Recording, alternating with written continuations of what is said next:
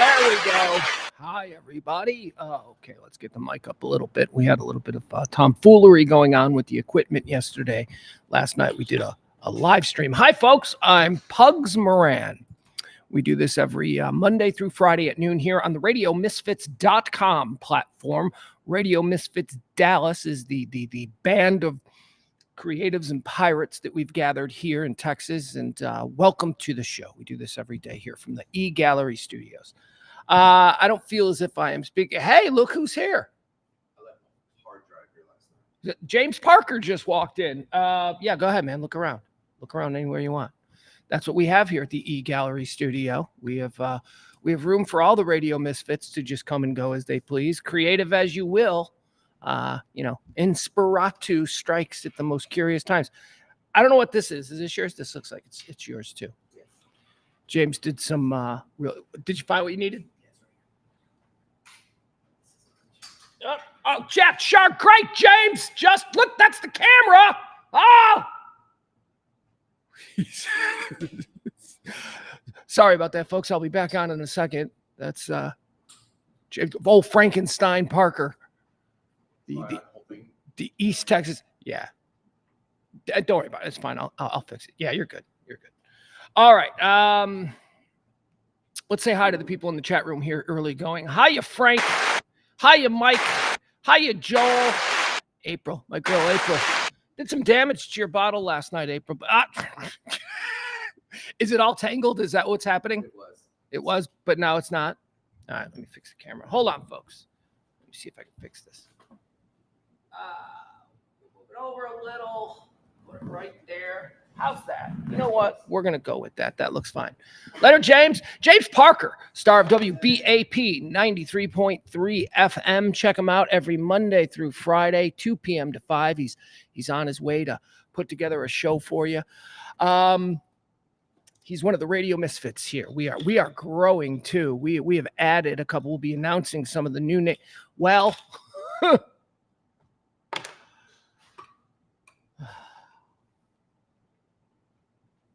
I'm like, we're growing here at Radio Misfits. And then it like dawns on me. It's like, oh yeah, but our mom died. That's true. We've got all these exchange students coming to live with us and work with us here over the next few, and mom isn't here. Mom has died. So that's what I've been doing here on the Rant the last couple of days. My partner of forever, Kelly Mohr, passed away unexpectedly on Monday. And I'm sorry for those of you who just love the news rant, all 20 of you. I just don't have the headspace to be doing I don't much care about, Ukrainian advances into Russia. I don't much care that there's been an arrest made in the Matthew Perry. I can't muster up any kind of enthusiasm for that. I'm just, I'm just still numb. For those of you who listened last night, I can tell you that stream from last night, which you can find at RadioMisfits.com or at Pugs and Company on YouTube, or Radio Misfits on YouTube too, I believe. The stream from last night, which was a Pugs and Kelly show reunion, which was the show that Kelly and I did here in Dallas, before that in Chicago. But we did it here in Dallas for well over a decade at a couple of different stations, primarily Live 105.3. We had a reunion. We had a reunion of the 5 people who I think if you were to ask Kelly, put together the dream team, who are the 5 people. And that's not to exclude other people who were with the show for a period of time who we love. Bobby Garza, Lacey. Lacey ditched us for Kid Craddock, though. Who we kidding? Rightfully so. So many others. And I don't want to get into a naming war. But we had a really nice crew of people in the same room hanging out last night. That hadn't been in the same room all together in a good 15 years. And prior to that, they had been in the same room every single day for hours and hours and hours. And then at night, they were in the same bars and the same clubs. And so that was nice. That was really nice. You can check it out if you didn't hear it last night. The first half of it was basically just us talking to some of Kelly's friends in Chicago, because those are the ones that we had initially thought that we would have a whole bunch of people on. But I pared it down to 4 people. One of them just evaporated. One of them said they were going to do it, and then they just evaporated. I'm I'm not upset. I understand it, but there were four people that I knew would have Kelly stories that you probably hadn't heard before. So that's why I want it. That's why I wanted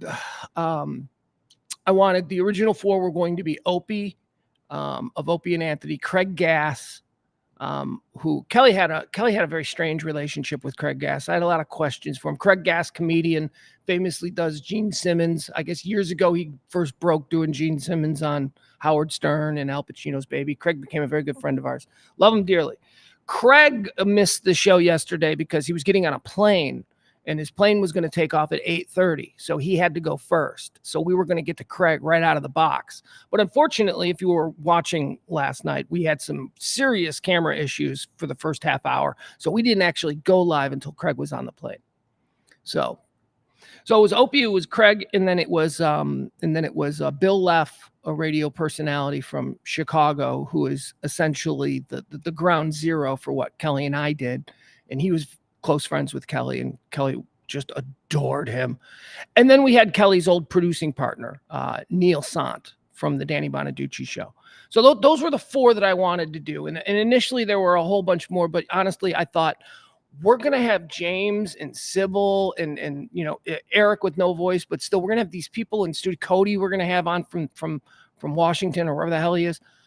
And I thought that's really what I wanted last night to be. So when I listened back to it last night, I loved hearing Neil and Bill and all of that. But I'm almost glad that the other two interviews that I thought we could slide in there didn't get done, because that would have taken away from just us being in the same room and just talking, having nothing prepared, just, seeing where it went. I enjoyed it. I listened back to it, and I can't tell you how many times. In the moment, I guess I was pretty stoic last night, but late last night when I was listening back to that, it was very moving.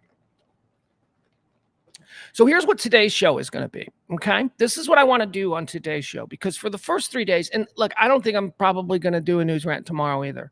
Figure out something to do tomorrow. Maybe tomorrow we'll just talk to people. Maybe tomorrow we'll do all the interviews about Kelly.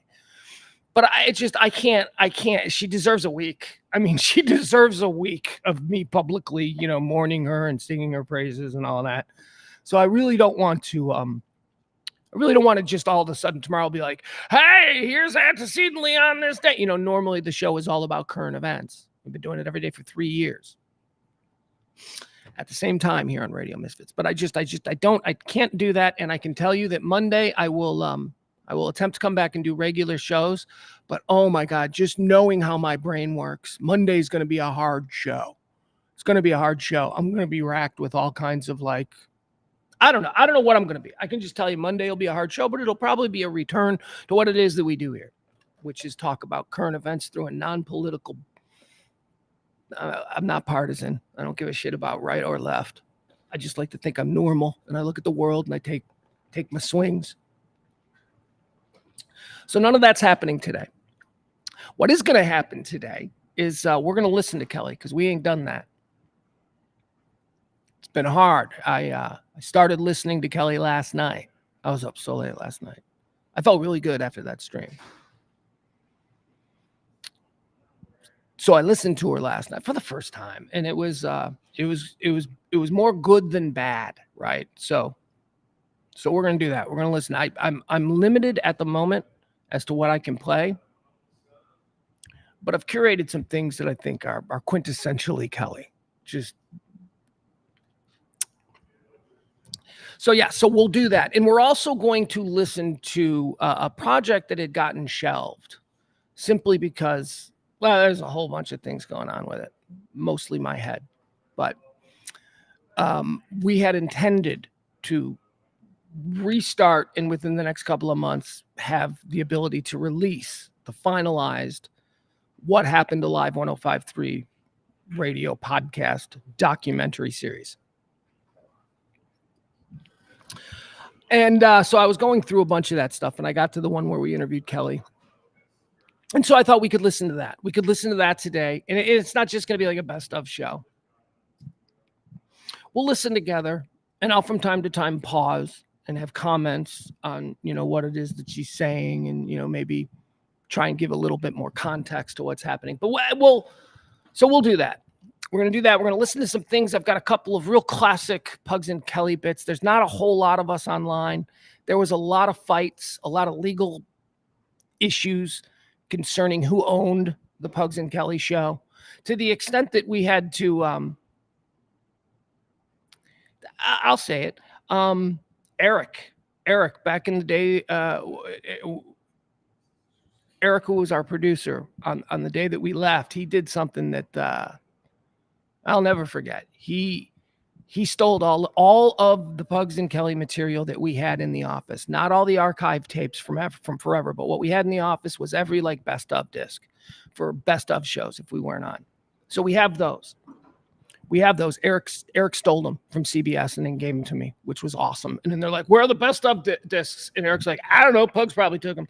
You know, but he's the one that got them to me, and I'll be forever grateful for that. It was probably a little thing in the moment, and I didn't think much of it, but man, I sure am glad that I have that stuff. So here's what we're going to be doing with that stuff. We're talking with Ed. I'm going to try and figure out a way, now that I assume that I own that stuff. I assume I own that stuff because the company that laid claim to it is no longer.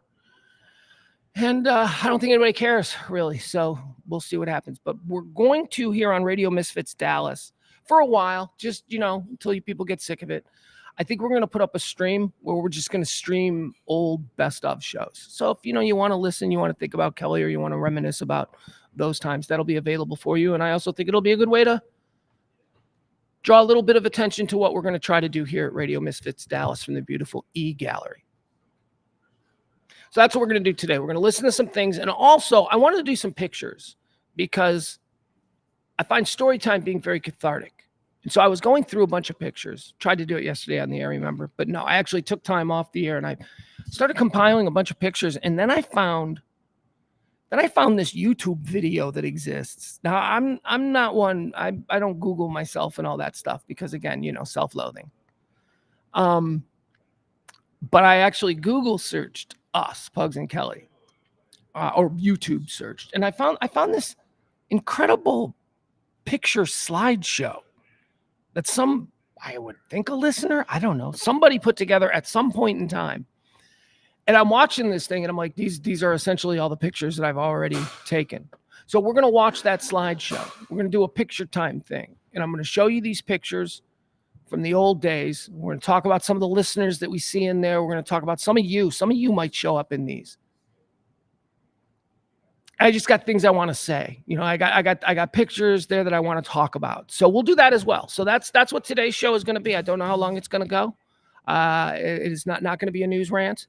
I'd like to remind you folks, by the way, Kelly's family have set up a GoFundMe for her 2 young boys. If there's any way that you can help out, that'd be great. Again, if you can't, they take good thoughts. Good thoughts are just as important in times like this. But if you are in a position where you can do something, drop a little something for them, please, at their GoFundMe page. You can get to the GoFundMe page by going to pugsandkellyshow.com. That's a direct link. It's not going to take you to the Pugs and Kelly Show. You're going to put pugsandkellyshow.com in, and you are going to be taken directly to the GoFundMe page for Kelly. It's gofundme.com in loving memory of Kelly Mohr. Let's say hi to the chat room. Let's see who we got in here today, folks. And then we're going to start listening to the stuff. We'll have to go through and figure out what we're going to listen to. Again, this is only the stuff that I was able to find on YouTube. And a lot of it is from the Grammys. And I tried to find stuff that I thought, it's not, I don't know. I loved it all. I'm listening to it and I'm listening to Kelly and I'm starting to cry and I'm starting to laugh and I'm shaking my head and I'm getting mad at her. Like I always got mad at her.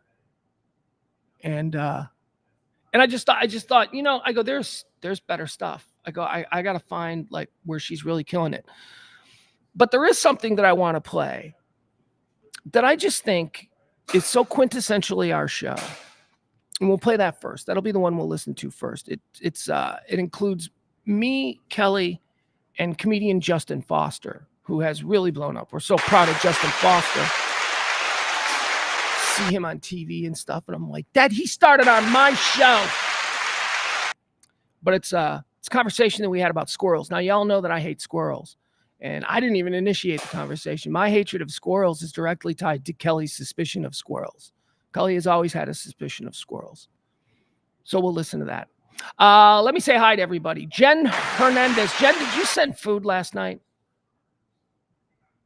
I believe you did. That was awesome. You people are also awesome. April sending me booze and I'm drinking.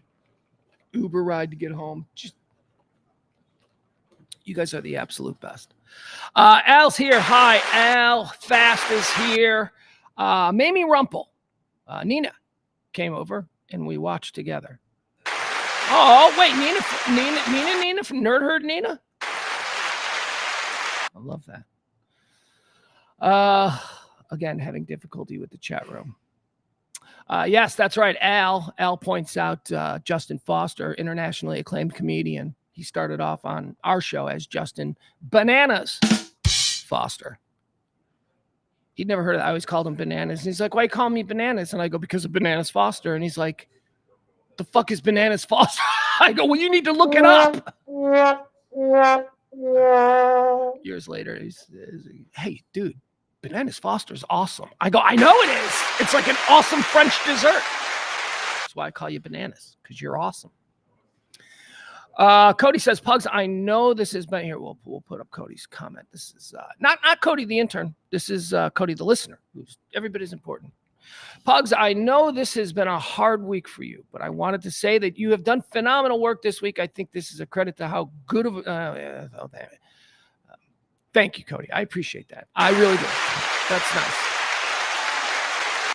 I appreciate it. I'll tell you, it's very I do appreciate you saying nice things like that. And it means something inside, like later, but in the moment I'm just not good with that stuff. So but I do appreciate it. Thank you. Let's see, I can't really get through the chat room. I need to figure out a better way to scroll the chat room because I want to be more interactive. We need these shows to become more interactive. Thinking about wanting to take some calls. I think that would be fun. Just random calls. Okay. So here's what we're going to do. Like I said, this show is just going to be a listening party. We haven't really, we've talked a lot about Kelly. I haven't really been showing pictures of her and I haven't really been listening to her. Again, I say because it's not really something I wanted to do. So let's get into this. Let's listen to, I guess we'll start out. Yeah, we'll start out with the first thing. We'll watch this on YouTube. And again, don't think you're just trapped listening to old tapes or whatever. I mean, maybe you'll enjoy it because it'll bring back memories. But I'll be stopping and I'll be pausing and I'll be adding context and stuff like that to the story. And there's going to be context that will be needed because this is in the moment 15 years ago. And there will probably be references to things that just don't register today. But anyway, this is called Squirrels. Features the great Justin Foster and also the late great Kelly Mohr, my partner. So let's listen to this. Here we go. Squirrels. It's the first thing that we'll listen to, featuring Kelly, one of Kelly's insane rants about stuff that makes no sense. Hey, so I wanted to tell you this, Pugs, because we've been a little bit, international and apparently inter-Texan. You people laugh at my idea. See, Justin, I don't know if you're familiar with this, but I'm pretty sure that we could infiltrate a lot of other countries and situations and even just, eavesdrop on people on park benches more if we would outfit squirrels with listening devices. Yeah. Kelly thinks that these squirrels can be turned into, yeah, but that's a bad idea. Unbelievable reconnaissance tools. Because you'd spend a lot of money and then all your equipment would be on the side of the road squished. That's true. I think that those are slow them down. Those are squirrels in training. Those are the training squirrels that couldn't make it. Oh. Well, those are the ones that can't handle the extra 2-pound backpack and helmet cam. Why do you think they double back instead of going all the way across the street when they see a car? Because squirrels can't make a decision and stick with it. No, because it's an obstacle course. I thought they were severely depressed. Yeah, suicidal. But you know what? See, I had the same theory a long time ago. Except I was thinking the Starbucks, the sleeves they put on it, right? Uh-huh. There's Starbucks everywhere, right? Sure. And people, when they're done with it, they throw it away. So you've got millions of Starbucks sleeves and trash cans on park benches across everywhere. You put a little device in there, you can hear what's going on at all times. Mm-hmm. because everybody's just a got park Starbucks. bench. Or yeah, it's a park bench, or it's in your car. You leave it in your car for a few days. Say you're doing a drug run, you got to get up early. You get your Starbucks right there, cup holder. But you can't tell me that there's not some way you could try and train a squirrel. Because you see squirrels, bebopping around the White House yard, Right. lawn, whatever they have there. haven't. What's the difference between... They do on TV sometimes. Oh. Why don't they have a yard? Why isn't it a White House yard? If they fence It's a it lawn. in... It's a lawn. I know, but can't the kids go out in the yard and play? I think the back lawn is fenced Yeah, in. that might be a safety concern. Well, it's got to all be... privacy fence. Yeah. Go right there and play. The White House has an 8-foot privacy fence in the back lawn. Is it the playground equipment? Is that what makes something different? A yard and a... Even prisoners know. kind of have their own playground equipment, right? That's a prison yard. Couple of basketball hoops. It's not a prison weights. lawn. Some weights. Yeah. Some All right. raping tables. So you can have squirrels that'll do that kind of stuff. We're just not utilizing the animals, because what are you going to do? You're going to legislate having a no squirrel zone around the White House? Really? Well, let me tell you something. Do you live in a squirrel neighborhood? I have squirrels? Yeah. I don't. I live in a squirrely neighborhood. No, I live. Well, do you have squirrels in your neighborhood? Yeah, I got squirrels. I got more rabbits. Let me than tell you squirrels. something. I live in a rabbit gang Yeah. area. My rabbits have all forced the squirrels out. I got rabbits everywhere. I got rabbits everywhere as well. No squirrels though. Nope. All right, I want to point out something about this, and this is why I particularly love this. We had a segment on the show, the Pugs and Kelly show, which was just, we used to call it, fumes. We're going on fumes. Let's go. And it was the last 15 minutes of every show. Now, we would save that last 15 minutes, and we loved that last 15 minutes because we knew that this was a period, a chunk of the show where we had nothing. We had nothing prepared. So we were just going to small talk. And that's how this started. This is just three people killing the last 15 minutes of a show with small talk. Now, you'll notice Kelly just happened to have something prepared here. She was always prepared. But this is all just generic weird. We got 15 minutes. Russ is coming in next. Can't wait to get in our car and listen to the hard line. This is just us. By the way, if you see a raccoon on your neighbor's roof, do you go and knock on the door and tell them they've got a raccoon, or do you just ignore that? That's good luck. Ignore it. Why the hell what am I I talking thought. to my neighbors? You know? I just happened to be walking by or driving by, and I saw a raccoon running across my neighbor's roof, and I just thought, do I tell them this or no? If it were a kid, I'd tell them. What are they gonna do? Oh, kid. Well, yeah. If there's a human being running across your neighbor's roof, you should probably let them know. Well, I mean, what's the difference? What do you mean? What's the difference? Neither are Two welcome. legs? Well, I think here's the difference. The kid knows damn well what he's doing up on the neighbor's roof. The raccoon doesn't. The raccoon's just being a raccoon. Raccoons can make big messes, Well, they can. and they wreck stuff. But why's the strange kid on your neighbor's roof? Yeah, why is a What's raccoon that, up there? What, that kid's not going to make a mess up there? He's doing something. He's screwing around. He's screwing around. You As long as know? he's not jumping into my pool to see if he can make it from across the way. Oh, let's see. Besides, the kid will come down if you just stand in the front yard and go, "Hey, kid, get down here." Raccoon's not going to do that. Yeah, yeah, they're not trained like squirrels. No. So what's the story here? Okay, so I thought, now I'm on alert for any other animal that you can train to be dangerous in some way, aside from the obvious ones that you would just randomly come across. Dogs. We've got dogs. Dogs can be trained. Wait, what do you yes. mean dangerous? Are you talking about for your government thing? Yeah. Oh, Yeah. okay. I thought you just meant animals that were dangerous. She wants to include the animal world in espionage. And we've got dogs, dolphins, and you've been saying squirrels for a long time. And check this out now. All right. X-Men frogs sprout claws on demand. Oh. At least 11 species of African frogs carry a built-in concealed weapon, Pugs. They can sprout claws on demand to fight off attackers. Would they be like Freddy frogs? What are they? Huh? Oh, like Freddy from Nightmare. Oh, Remember yeah. he could go. When threatened, the frogs can puncture their own skin with sharp bones in their toes that they can use to claw their attackers.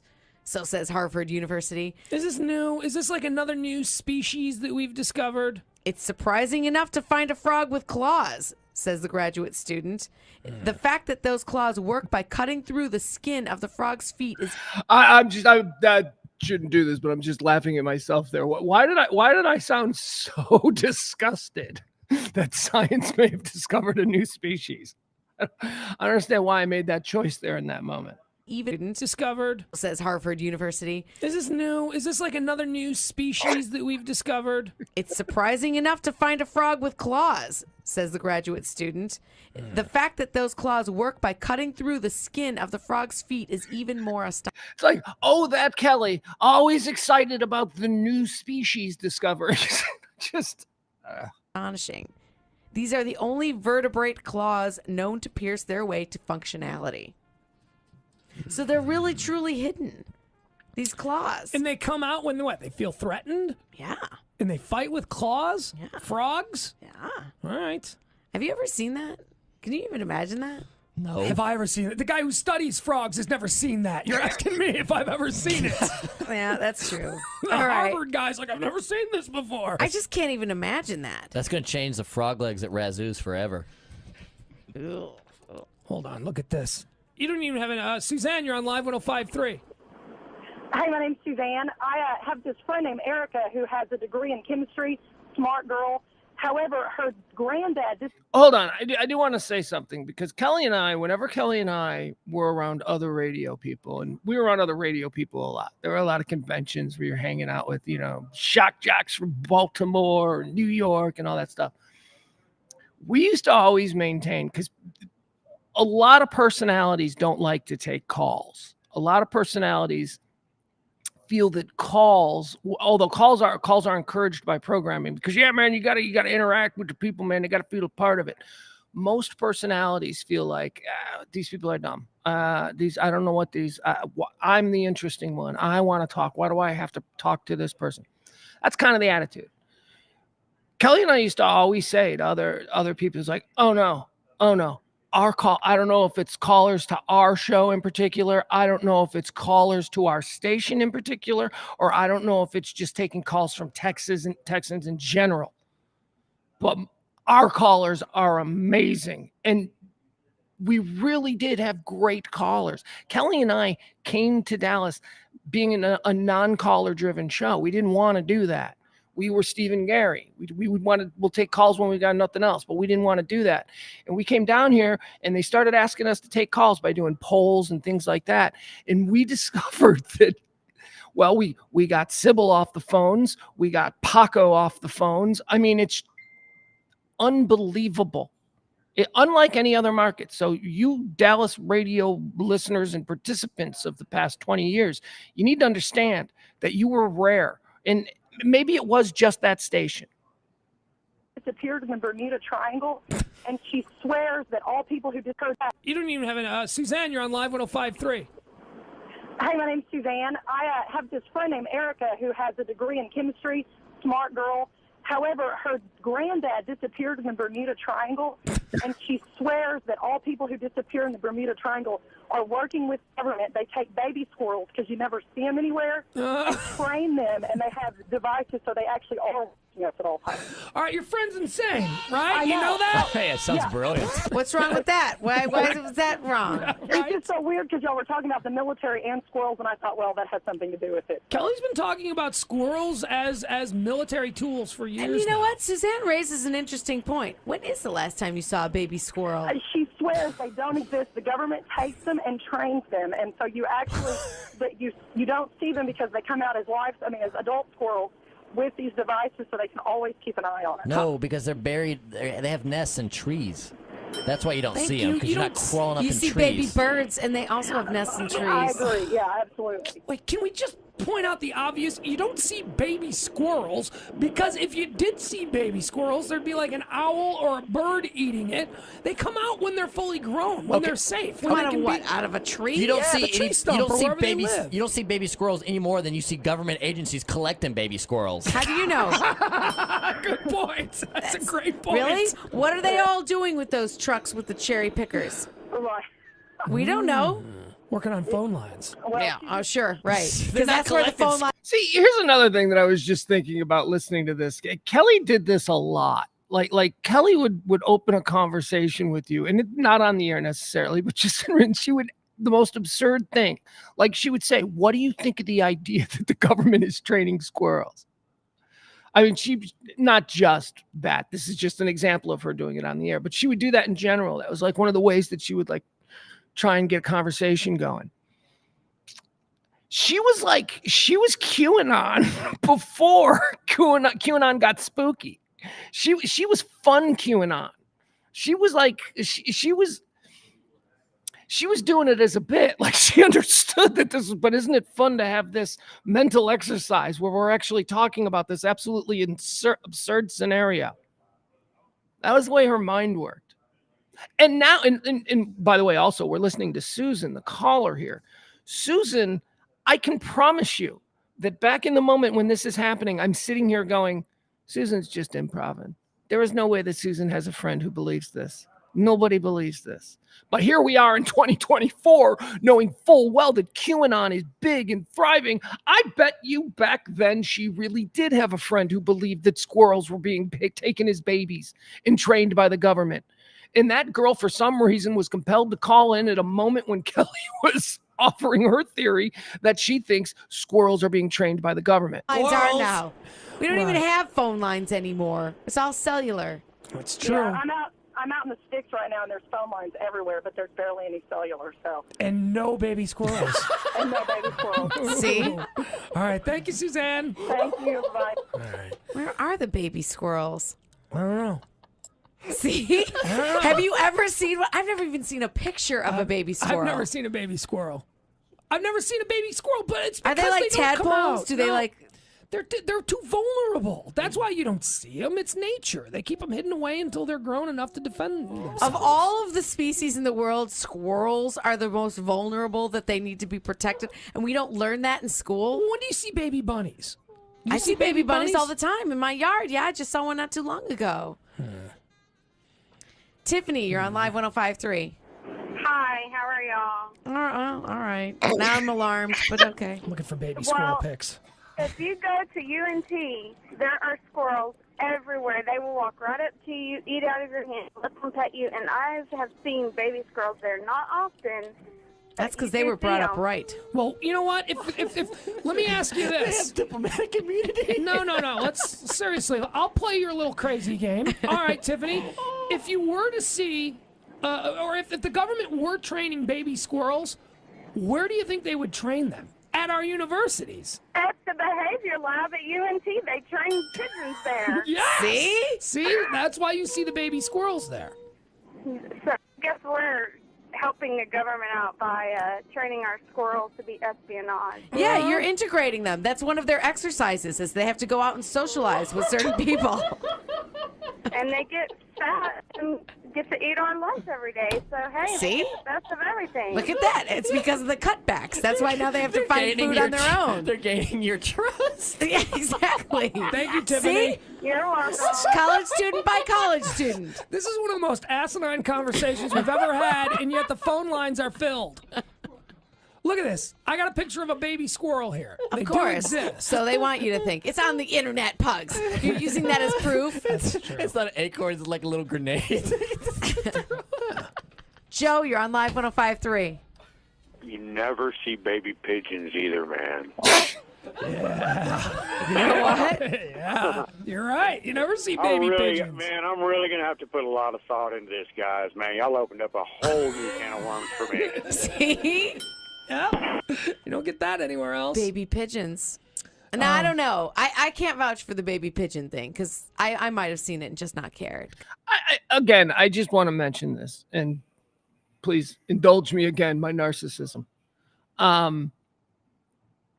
This is a really good podcast in 2024. This is what podcasts sound like in 2024.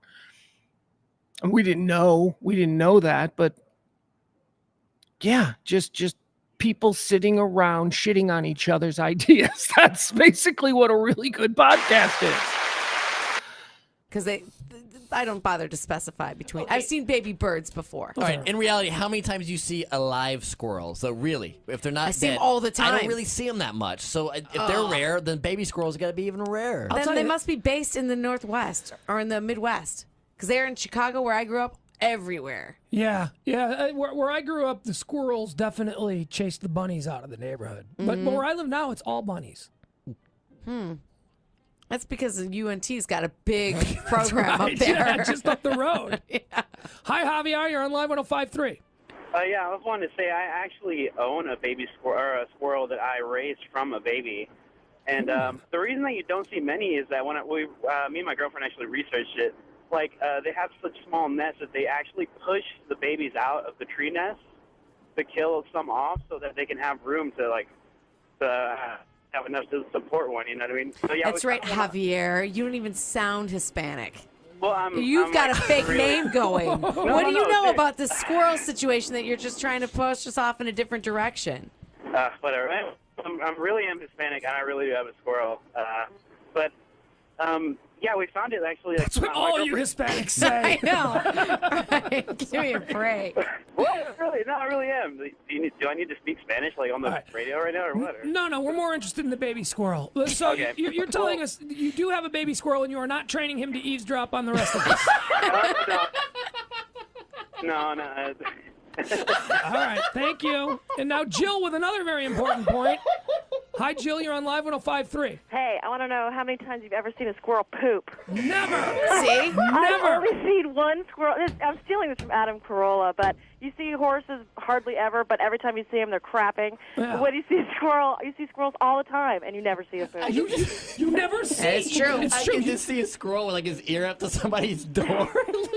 And you know what? I don't think they're even chewing those nuts. They're like fake looking at them. Have you noticed? You ever seen a squirrel with a nut? They like twirl it around and they look around like when you're at a restaurant and you're trying to listen to the other couple fight and you pretend like you're eating but you're not really. Exactly. They're actually speaking into little microphones. See? Yes. But ask it, you're right. You described the squirrel. Why do squirrels always look so nervous? Yeah, they do. Like they're about to get found out. They do. They're always shaking and looking around and twitchy. Yep. All right. Thank you, ma'am. Uh-huh. All right. We don't need to go any further than that. Now they're going to bring their frogs out there to claw their way out of situations. All right. Well, there you You know have why? it. Because we're going to look for rats that are going to try to get in through holes, but we're not going to think to look to frogs and their claws. You're going to think it's a frog. It's just jumping across. Oh, look at that. Look at the frog go. You don't think of frogs as dangerous. Ralph, you're on Live 105.3. Hey. Hi. Hi, Ralph. Hey, yeah, listen, man, this squirrel stuff is true. Okay, first of all, now wait a minute. Wait, listen what I got to say. All right. First of all, you know that squirrels can already climb a rope. Right. But what we're doing here is we're training all these little fellers. You have any idea how many squirrels you can put into a helicopter? you could get three helicopters, put 1,000 squirrels in each chopper. Then you go over and you invade someplace. They don't have to worry about rappelling because they climb ropes like a gymnast. Yeah. Have you ever seen a pissed off squirrel? A pissed off squirrel can kick the crap out of all kind of stuff. So the military is using these little fellers. You know what else? They are tough. Everyone does tell you squirrels are tougher than you think. They are mean and rabid. And you do not need camouflage. Look at all the money because they already blend in with the environment. Because they are the environment. Right. Yeah. I mean, it's a win-win situation. See, it is. We get rid of our non-domestic vermin, and we put them to work for us. Thank you. That's a great point. All right, there you go. Another edition of Pugs and Kelly's Squirrels are Animal Stories. That's right. The Pugs and Kelly Show on Live 105.3. Live 105.3. That was good. Couple of things that I wanted to say right from the outset, because I probably listen to that in a completely different way. I listen to that thinking about what's Sybil doing right now. I think of that listening, what's Eric doing right now. And I just have to tell you, the calls were obviously jammed. And I'm going to be a little bit radio nerd here and bring you on behind the scenes about what everybody on the show does. Calls are jammed. That's just people calling in that want to start riffing on this with us, that want to start playing with us. Sybil has got to be in there, and she is furiously going through these calls, and she is talking to everybody and just getting to whatever it is that they have. And then Sybil had a really great way of sort of seizing on the interesting thing that they said and then coaching them about how to do it. Then what she would have to do is these callers are lined up in a way, in a format, and we're supposed to take them in an order, right? The order, this is what the producer does. All right, this is a good one to start with. This is like a band. Like, what do we open with? What do we do in the middle here? So she's filling it like that. And that last caller, that dude who's like, now wait a second here, man. I mean, it's just, I just know that she identified that as the kicker and went, he's last. We go out with him. God, they were all so good. They were all so good. And let me tell you, I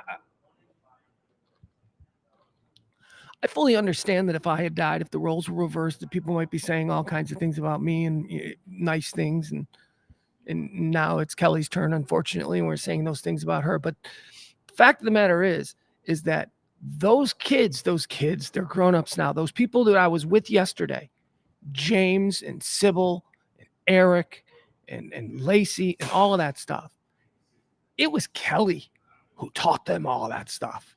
It was Kelly who was the super producer, who understood how to be an executive producer, the kind of thing that she did for Danny Bonaducci in Chicago. Kelly could sit there in the booth behind everybody else, frantically cutting tape and answering calls. She could sit there and she could see the show for Danny and she could direct it, and that's the kind of thing that she taught Sybil. And I don't know what the direct education was. It may have just been more of Sybil observing or watching. I don't know, but I do know that that's all Kelly. That's all her. That was terrific. You callers were fucking amazing. Justin Foster, Google search him. Justin Foster. What is his handle? I don't know. Check him out on YouTube. He's got a lot of really funny stuff. He's been doing so great. Dude, let me tell you about he's out there in Hollywood, like he's appearing on TV and touring the world, and he's doing great. Justin was my waiter at the Improv. I mean, that's just how great these stories, now that we're reminiscing about all the people that like came across the Pugs and Kelly world in some way, shape, or form. Justin Foster was my waiter at the Improv. He was the guy that made sure that me and the people that I was with could still get drinks when the bar closed. When they were trying to get everybody else out, show's over, we were always allowed to stay because chances are we were going out with whoever was on stage. We're taking them out on the town in Dallas. And Justin was the guy that always, for some reason, it's like, okay, they're telling us to leave. Justin, come here. Justin, can you help us out here? And the way most comics get their start, and this is another thing people, I don't know if they understand, the way most comics get their start is that they work a really shitty menial job at a comedy club. They bartend first at the comedy club. They're a doorman first at the comedy club. They do the tickets at the comedy club. So Justin was just a waiter, and then he started getting up on stage at amateur nights. And we would be there for other people, and we would see Justin do like maybe a hosting where he's just, hey, everybody, welcome to the Improv, that kind of thing. And we just loved him so much. He was just such a terrific young kid, and he was funny. He was naturally funny.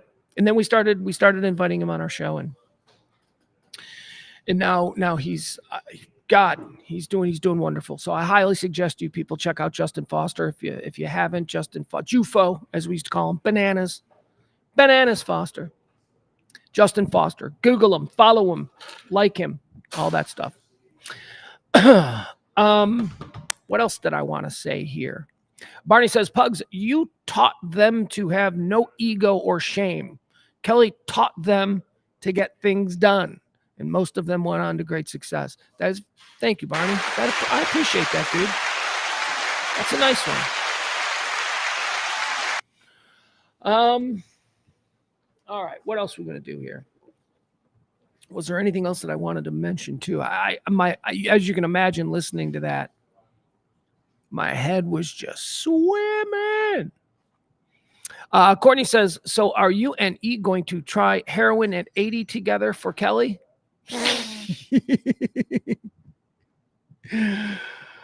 Yeah, she's never going to get to try heroin. That's oh man, she'd be so upset. She wanted to be an old lady, and well, me and her both. This was both of our plan, but I think she initiated it. She wanted to do heroin at 80. She's like, on my 80th birthday, all I want is heroin because I want to try it. Everybody says it's so good. And by the way, Kelly was not a drug user. Kelly didn't do coke. She didn't do She didn't smoke weed. She didn't, I don't know whether drugs or ecstasy, none of that ever.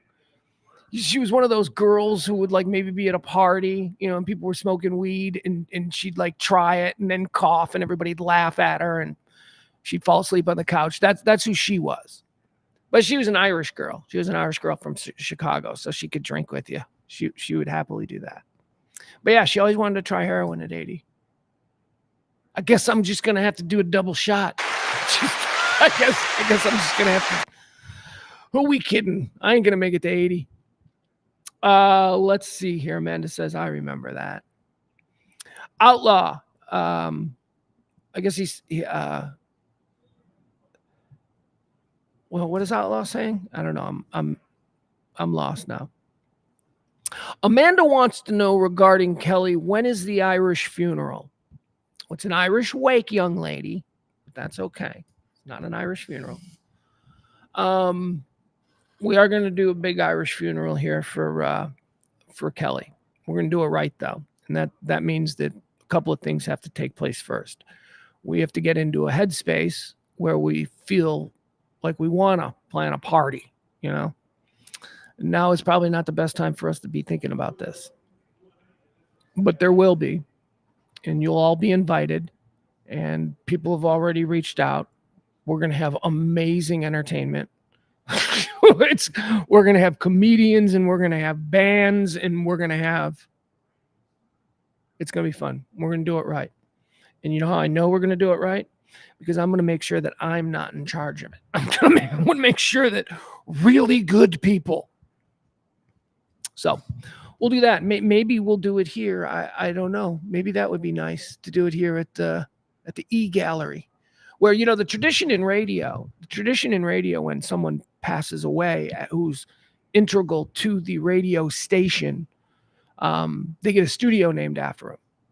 That's sort of like, they get a plaque on the wall and you walk, if you've ever visited, if you're in radio, maybe you visited some legendary stations that have been around for years and years. And you always see that when you walk into the Bob Hanks Memorial Studio. Who the hell was Bob Hanks? He was the morning show host from 1968 to 1985, that kind of thing. So, yeah. So I not that anybody would disagree, but we're going to have to make this we're going to have to be doing all of our shows live from the Kelly Mohr studio at Radio Misfits Dallas.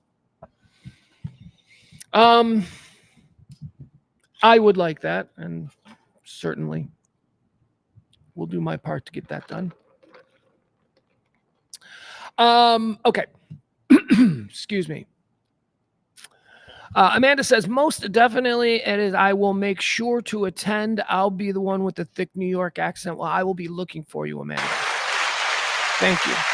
You guys are also awesome. All right, let's listen to some other stuff here. Let's why don't we do this? So this is interesting. So this is Kelly from just last year. Let's listen to an old stream of mine from about a year ago. James Parker and I, we used to do Pugs and Parker at night. We had Kelly on, and this was part of the process of curating stories for the Who Killed Live 1053. So this was one of the probably the first time Kelly and I had really talked together on publicly. We talk a lot off the air and very close otherwise, but we didn't really do much stuff. And somebody asked me that yesterday, an old friend here in Dallas who had reached out to offer their condolences. Somebody said, what the hell, man?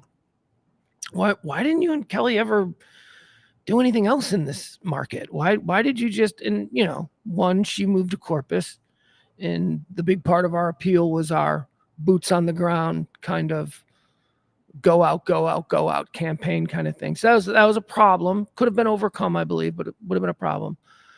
But the other thing was Kelly and I I think we were afraid.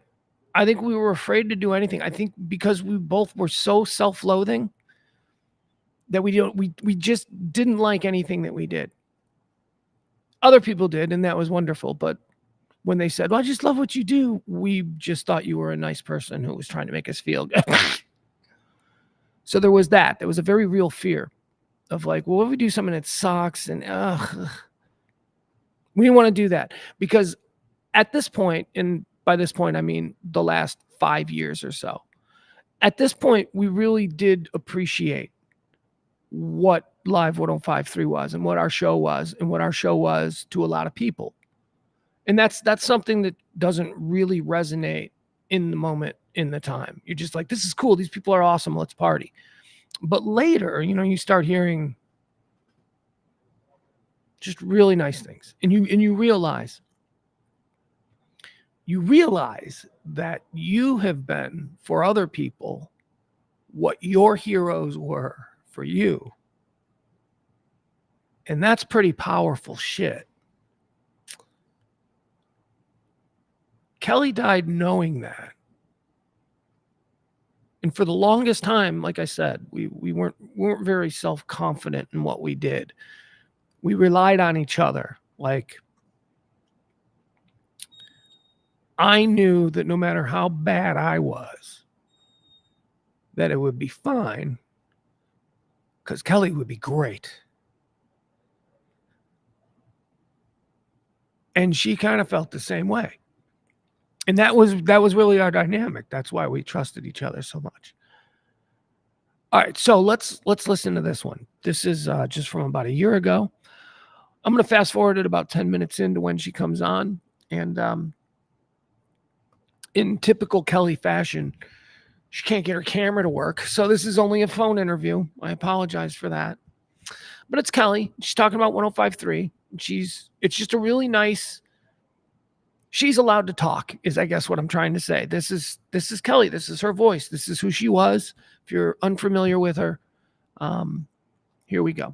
Okay. And this is who she was, I should say, recently. Oh, I got to share it. Yeah.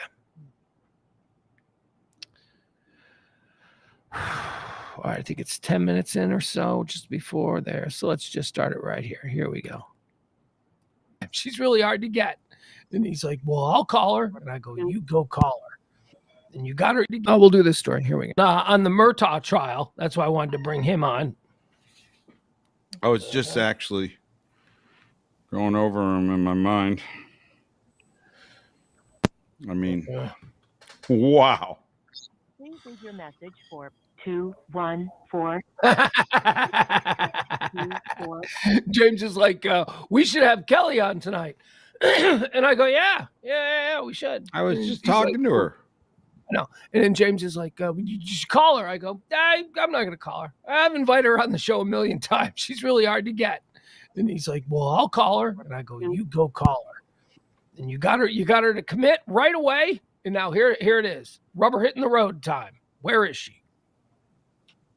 She's slippery, man. Hey, that's all I'm How saying. you doing? Hey. Oh, there you go. You got a hold of the slippery heel. All right. Talk, Kelly. Let me turn you up a little bit. Huh? That's good enough. Oh, well, you wanted me to talk? Oh my God. All right, that'll work. Good. That sounds good. That sounds real good. Hi, Kelly. He was beginning to sound like a shunned boyfriend because you weren't answering your call. He felt like you were ditching him. No, here's the problem. Somehow, Declan, who's 26 and tech savvy, did something to my phone where not only do scam likely come through as scam likely, but like phone numbers that aren't in my contact list come up as silenced call. So I don't even hear it ring.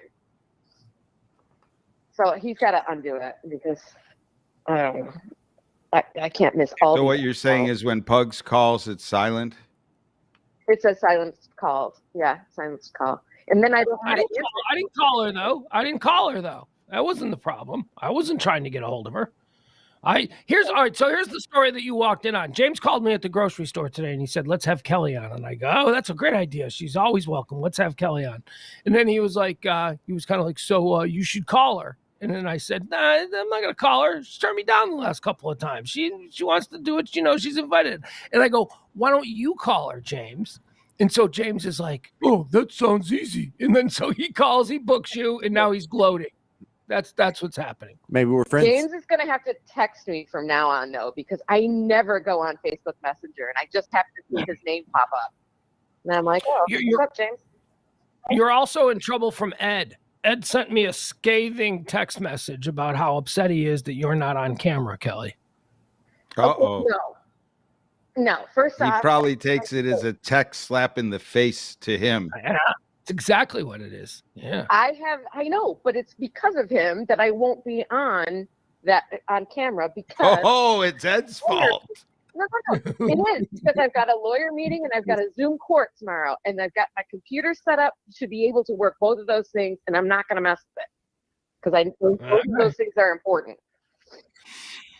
All right. Yeah, it does. Sounds So like you got how is that busy. Ed's fault? I don't get it.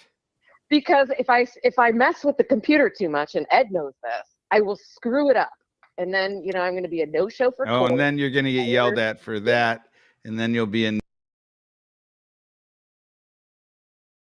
Just to recap, it's Ed's fault that Kelly's camera doesn't work because Ed should know that Kelly can't work computer stuff. And in her mind, it really was Ed's fault. No show at court. No, because whenever I touch the computer, I screw it up. All right, can I ask Kelly? Did you see the promo for Who Killed Live 105.3? Are you aware of this project? Do you know what this is? I'm aware that project exists. But Cool. Because So that's a no. No, I see people who are going in and out, and I see them commenting on it. But honestly, how real are you getting with this? Are you really going into it?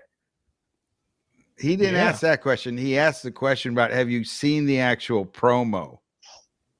No, I don't think so. I might have. I don't think so. James, why don't you show it? No, she can't. She can't see it. Watch. Yeah. All right, well, tell her about the project. Well, she doesn't need to see it. She could hear it. Let's listen to the actual promo. Well, let her listen to the actual promo. Let's move on. James? Well, I mean, I could play it, but she can't see it. She can only hear it. So I'll look it up on my own. All right. Do it. So this is Pugs baby, and we're all running with the football here. And Pugs is putting together Who Killed Live 105.3. It's a podcast. It's one of these limited series. We're guessing 10, maybe 15 episodes, and it's modeled after the Shock Jocks limited series on the Opie and Anthony rise and fall. That's very good. Yeah. Very, very well, very succinctly put, James. That's a nice little trying to do it in 1 minute. Yeah. And so what we're doing right now is using Pugs and Parker to have all the people that want to tell their stories about 105.3 on. And so we can sort of compact this 8 years of just absolute catastrophe in a few episodes. What? Well, names immediately come to mind, but catastrophe. Whatever. For a station that had the ratings it did and the revenue it did, for it to not be able to hold it together is just a complete business and radio failure. So would you think that maybe it would be like a program director's fault? That's what we're. I think that ultimately the problem is multifold, and I think it goes much higher than the program director. I think that the program director in this particular situation may have been been on autopilot and just basically trying to survive. And we're talking about a program director in particular. He has survived. He's still there. He kept his head down. He did what his higher ups told him. And how do we know, though, that it was wildly successful financially? I mean, maybe that's just what made him pull the plug. Well, I know that a lot of our contract times we had to have actual numbers, and there was a way to monetize what the individual shows were worth, and we know that we were worth way more than we were being paid. That's just. Kelly, would you agree? We did a shit ton of live reads. There's a reason why we had so many. I mean, come on, dude. We did like 2 20-minute commercial breaks an hour. I mean, our commercial breaks were absurd. I guess what I'm saying is I bet you could back into the financials that were being reported by the station, because they're publicly traded, to what revenue was at that station in that market to see if it was wildly monetarily successful or it was a drain in the market. Because you got to assume that somewhere money was affecting this. You'd like to think. Money always affects things. Yeah. Well, yeah, in the case of radio, and in particular that format of radio, the problem came with the sales department. And we'll hear from salespeople who will tell you about how on a Friday they're celebrated because they just broke a new record with the amount of money that they've brought in. But then on Monday, they're all being challenged because now that they've broken that record, they have to break it again. I mean, there was an insatiable desire for greed on the part of these stations. You think it was because they owned other stations that were losers, and so one big winner was getting drained by 2 or 3 other formats that were sucking wind? Oh, you don't need any complex explanation for greed. That's right. That's pretty. Yeah, I like money. Yeah, that's it. I like money. Yeah. There doesn't really need to be much. No, I mean, stations that were dogs were just sold off. I mean, the fat had been trimmed from major market radio, especially, in places where like one station. I mean, because back then, they owned Jack? The fat had been trimmed since the 90s, and those stations just went away. By the time we're talking about the era of Live 105.3, it was a lean, mean money factory. Right, but they owned Jack. I guess that's the other thing. It was Jack, and it was Live 105.3. And what were the other? Were there any other FM stations that I remember? KRLD that was owned. KRLD 1080. Yeah, there's that Light Rock station or something. Yeah, whatever the Light Rock with Delilah. And it is since merged with what was Intercom, but is now Odyssey. So Infinity became or returned to being CBS Radio, which merged with Intercom, which has since become Odyssey, and they're the one of the two big clusters. Or I mean, I guess there's 3. We shared Live 105.3 shared studio space with Wild 100 and then Hot 100 and then Jack. They were all the same frequency. So we shared, but over at the CBS building off Fitzhugh, that's where all the other stations were. There's a whole bunch of them over there. Now, since I have both of you together, Kelly and Pugs, when were y'all first aware that 105.3 even existed? Because y'all are from Chicago, and y'all probably had a moment of discovery. Y'all didn't always know about this station. Yeah, I learned about it in a phone call where I was being fired by Reed Reeker. That's where I first heard about it. Kelly, how about you? Pretty much. Yeah, that was it. And then we heard that Reed was going there. And then great. How much do you want us to say about this? What? No, everything. So you already had a show and you were getting fired and told about Dallas at the same time? Well, hold on. Let me assuage some of Kelly's fears. Kelly, this is a live stream. People are listening. There is no ability for us to edit or cut anything. So if you feel that you need to self-govern on some of these things, that's fine. There will be other opportunities for you and I to talk in private where we will record without a live audience. And at that point, anything that you want in or you want deleted, that's fine. So I just want you to know, tell your story, but you know what I mean? You don't have to tell it here on the live stream because we're going to talk more in depth later.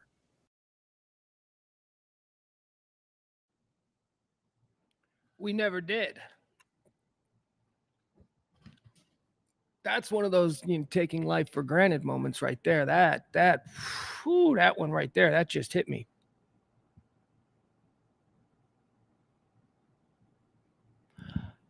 But if I can say, and again, thank you for indulging me and allowing me to be what could seem narcissistic. But I'm proud of myself in that moment because I was protecting her. That was me protecting her. That was me. James, God love him. James was looking for the thing, the gotcha, the thing that would sell the, not to hurt Kelly. James didn't want that, but that James is always wired to go for it. And in that moment, I was like, okay, hold on. Now, and Kelly's smart. The first thing Kelly said in the interview was, how deep you want to go on this thing?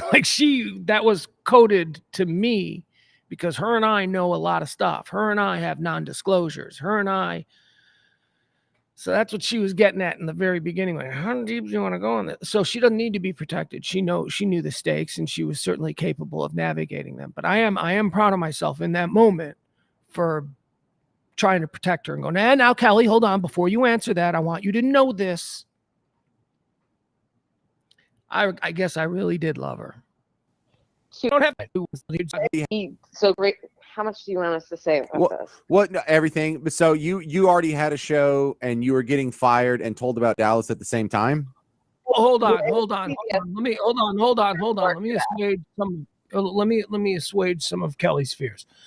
Kelly, this is a live stream. People are listening. There is no ability for us to edit or cut anything. So if you feel that you need to self-govern on some of these things, that's fine. There will be other opportunities for you and I to talk in private where we will record without a live audience. And at that point, anything that you want in or you want deleted, that's fine. So I just want you to know, tell your story, but you know what I mean? You don't have to tell it here on the live stream because we're going to talk more in depth later. To when we became aware of it, we were working on a sister station in Chicago where we had a program director who had then been transferred to Live 105.3 or whatever the hell it was called at the time. And he offered to hire us. And that's pretty much how we ended up there. Yeah, the phone call was... it was back in the time when the phones were attached to the wall, so you had to stand fairly close to wherever the phone rang. And I remember I was standing over the sink. Yep. I was standing over the sink in my kitchen, and Reed Reeker calls, and you're just answering the phone cold. You have no idea. There's no caller ID. I didn't know who was calling. I just picked it up. And guess what? I was about to be fired. I shouldn't have picked up that phone, but that was a phone. I answered cold. And it's my boss, Reed Reeker. And he says, Pugsy. He's a good New Orleans guy, Louisiana, good old guy. Love Reed. I love him. Reed's going to come out of this smelling like a rose. If I have anything to say about it. So Reed goes, hey, I got good news and bad news. And I'm like, oh, boy. Okay. Well, what's the good news? And he goes, well, the good news is that I'm taking over a station down in Dallas, Texas. And I don't know, the more I think about it, I think that there's a place for you and Kelly down there with me. And I'm like, that sounds fantastic. We're currently on in Chicago. So that's very nice that a guy going somewhere else, but we're not thinking we need to be looking for a job. What's the bad news? And he goes, well, my last order of business out of town is I got to fire you. Yeah. And then he said, but we shall ride again. And I was like, okay, I don't know what that means, but okay. I think I just got an email. I don't remember getting a phone call. Okay. Let's see here. Yeah. All right. So a couple of things about that. That was fun to re-listen to for me. So that's another part of when Kelly and I came down here. And when Kelly and I moved down here from Chicago, the station had been on, I think, a year, because that's what our overnight thing was. And we were waiting out the accidental signing of Ron and Don. People got to communicate. People just communicated. You wouldn't have had a year to write out Ron and Don's contract. But yeah, so that's when Kelly and I started doing the overnights. They're like, can't move you down though for a year. I'm like, okay. Like, well, dear, let's do this. Let's create an overnight thing if you're willing. And we're like, yeah, man, we'd love to. We were young. I had come from overnights earlier in my career. I worked overnights in Chicago late night talk radio, 3:00 in the morning, crazy people on the phone. I loved it. That's my dream still. It used to be, I used to think when I was, working with Kelly back in those days, I go, you know how I want to ride this out? I want to be 80 years old taking calls at 3 a.m. on some AM station in a big city. That's how I want to go. So that was good. The overnight stuff was good. Let me get a drink.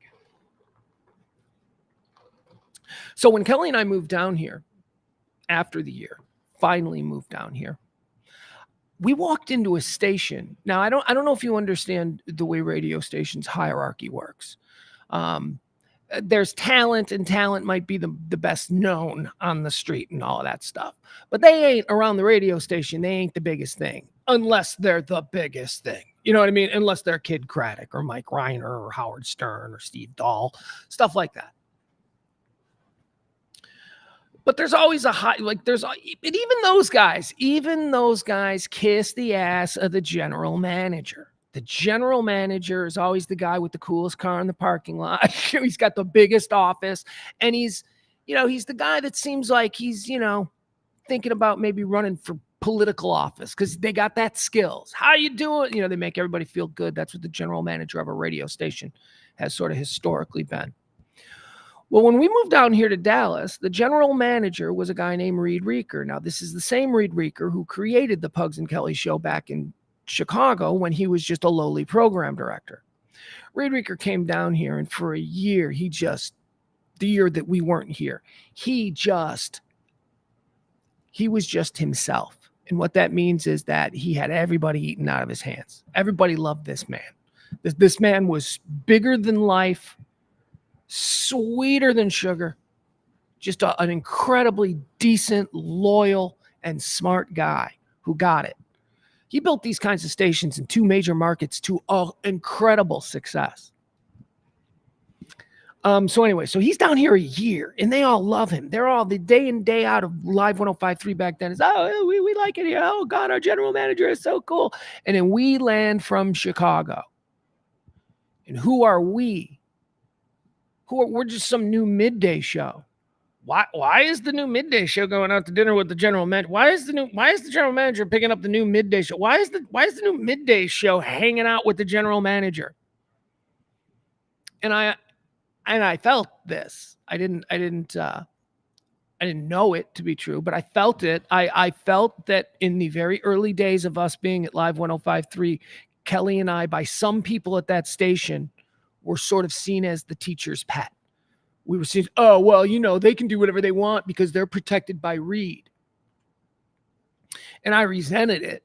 I really did. I resented that whole vibe because Kelly and I thought of ourselves as punks, as sort of like rebels, as like, the awkward kids in the back of the class that talk shit when the teacher's back is turned. That's kind of who we saw each other as, certainly not the teacher's pet.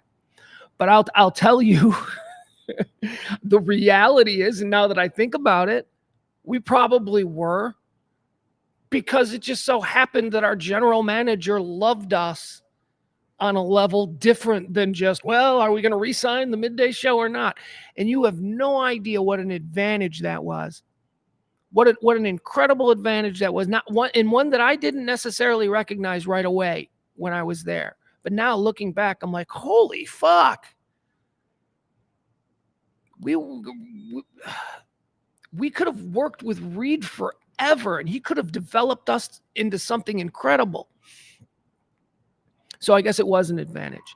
And it is probably a reason why, when it came to doing the on-air thing, I told you yesterday, when Kelly and I first got here in Dallas, we were scared shitless for a while. And it was her idea to we're going to go out every night of the week. We are going to meet people. We are going to make more friends faster than you know. We're going to surround ourselves with these people. That's the origin story of the Nerd Herd. So we were very frightened off the air, and we were scheming and figuring out ways, very Chicago-minded. They're coming for us. We got to be ready. That whole thing. But on the air, we had a truly bizarre and outsized confidence. As soon as we walked into that studio, and I think that has a lot to do with the fact that Reed Reeker was in the corner office. We're like, we know we're not going to suck because the dude who makes all the decisions created us and loves us. There's no way. So let's just go. Let's just do our thing. And that was a truly great advantage that I don't know that I've ever really fully acknowledged till this moment, thinking about all these things. All right, let's go back to Kelly's stories. Sorry for the interruption. Here we go. Yeah, I got a phone call. Reed is from New Orleans. He's a New Orleans guy. Oh, yeah. That's funny because I just spent almost 2 decades in New Orleans. Jesus. Right, so Kelly, hold on, Kelly. He's from New Orleans, right? Or am I imagining that? I think so. But well, he jumps around. Right. But I think Florida like now? his home is New Orleans. I think he's a Louisiana guy. Mm-hmm. Ed would know. I don't know. Ed, text me. Ed would know. All right, so tell me So this. how long from getting fired to starting at 105.3? Like what was the time delay? 6 months, probably. Those are Yeah, things that need boy. to be settled. When was the last time we had to think about that? Yeah, how much time was it? I just remember we started in what I think was like December or November of 2000, and that was on overnights, and that was when we were doing the show from Kelly's basement, and we were on. Okay, so how long? Yeah, I'd say probably the summer. I think over the summer is when we got fired. I think Reed arrived in Dallas that fall. Yeah. Okay, so probably about 6 months. It was probably summer till November Now, when did 105.3 flip from country to talk? Before y'all got there, right? Or were y'all part of that flip? Oh yeah, no. A couple years before. Yeah, a couple years before. Because I was under the impression it flipped in like 2000, but now that's pushing my timetable back. No, I think you're right, James. It had been King Country, like within the year of they had only because Ron and Don were only given one contract, and so I thought that was like that 1 year. So it was 1 year. It had been around live at that point, I guess it was the Talk That Rocks Texas, had been around for about a year before we showed up. Although we were on overnights, so we were on the station dating all the way back to November, and that was right around the time that it kicked off. We were on. Started middays in October of 2001. Yeah, right. It was right after September 11th because that sort of I remember got in the way of our travel plans and all that. Okay, so when y'all first started in, you said 2000, what was the lineup? Was it Howard Stern in the morning? Yeah. Okay. Yeah. Ron and Don midday. Yeah. When we started on overnights, yeah, it was Howard Stern in the morning, Ron and Don middays. And then Russ was afternoons, yeah. And then was it Ed Till? Be nice to him. We had to remember we were trying to be nice, and he came with cocktails with us one time, and then that's when people was going, why don't our shows get along? I get along with y'all get along with me all, y'all, and I think Pugs told her to stop saying that. No, I told a story from my perspective about what he tried to write on my head, and the fight almost started, and it got very weird, and you were sitting on a lap, and but one of the things that I left out of that story, and again, you can just say no comment here right now, but did Russ whip his dick out at you in the bathroom? Well, that's a good question. I don't remember. That's a good question. That's a better answer. I'm for reasons you can't possibly understand. I'm really proud of that answer in the way she just kind of went Ronald Reagan. I don't remember. I don't know. And it's not that we can't talk about it. I mean, we're not supposed to. I mean, it's stupid at this point. Anyway, me and E are laughing in a particular way because we understand it's an inside joke. We understand what she's saying. Sure. Yeah, it's definitely an intriguing answer. But I left that out because I wasn't certain if I remembered that correctly. But I thought that was something, and I thought that you had some zinger back for him, some insults. I don't know. No, I didn't try to insult him at all. I was always trying to be nice. There was more than one occasion where I might have been backed into a corner or by a console, and I had to literally twist my way out. With Russ? Yeah. Oh, okay. All right. So see, I didn't know about that stuff. See, I wasn't allowed in his studio. Only you were. You were the representative from the show. All right. So having to go in there. We haven't heard, or maybe Pugs has, but I haven't heard these stories. Can you just tell that real quick? Or is there anything more to that I need to know? You get pushed out of studios a lot? I mean, I think the bathroom thing, it was a station event, and might have been a Christmas party or something.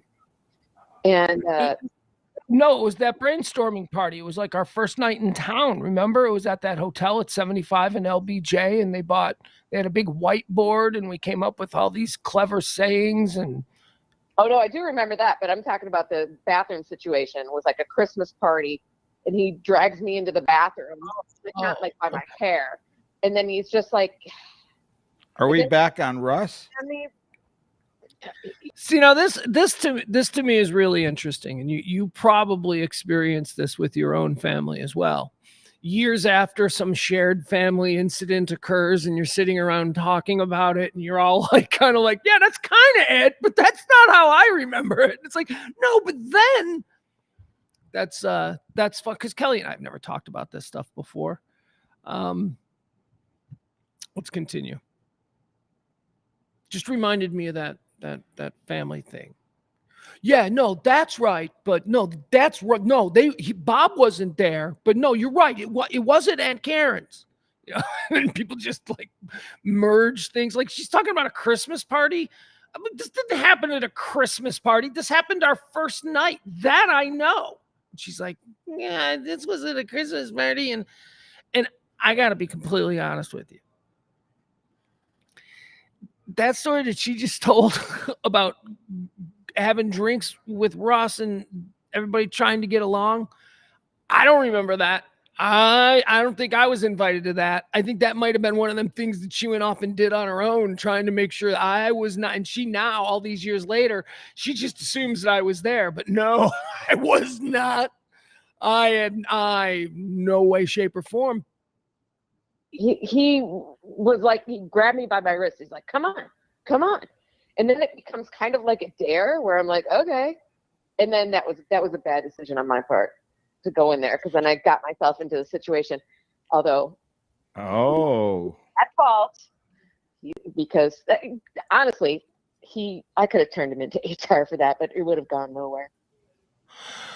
Okay, so that's interesting. So let me ask you some follow-up, and you just answer as comfortably as you are. And if you're not comfortable, that's fine. Like I said, we'll have time to talk privately about all this stuff. Your attitude back then was, incidentally, no, we won't. We won't have time to talk about it in the future. And let this moment be a reminder to you. This is what I always preach about. Things happen. People die every day. Life is precious. Your next breath is not guaranteed. There's an incident where I'm a fool. I'm a fool because I'm just assuming and taking for granted that life comes for us all. It's lurking around the next corner. Very, I would say, modern, empowering. You were sort of a modern woman.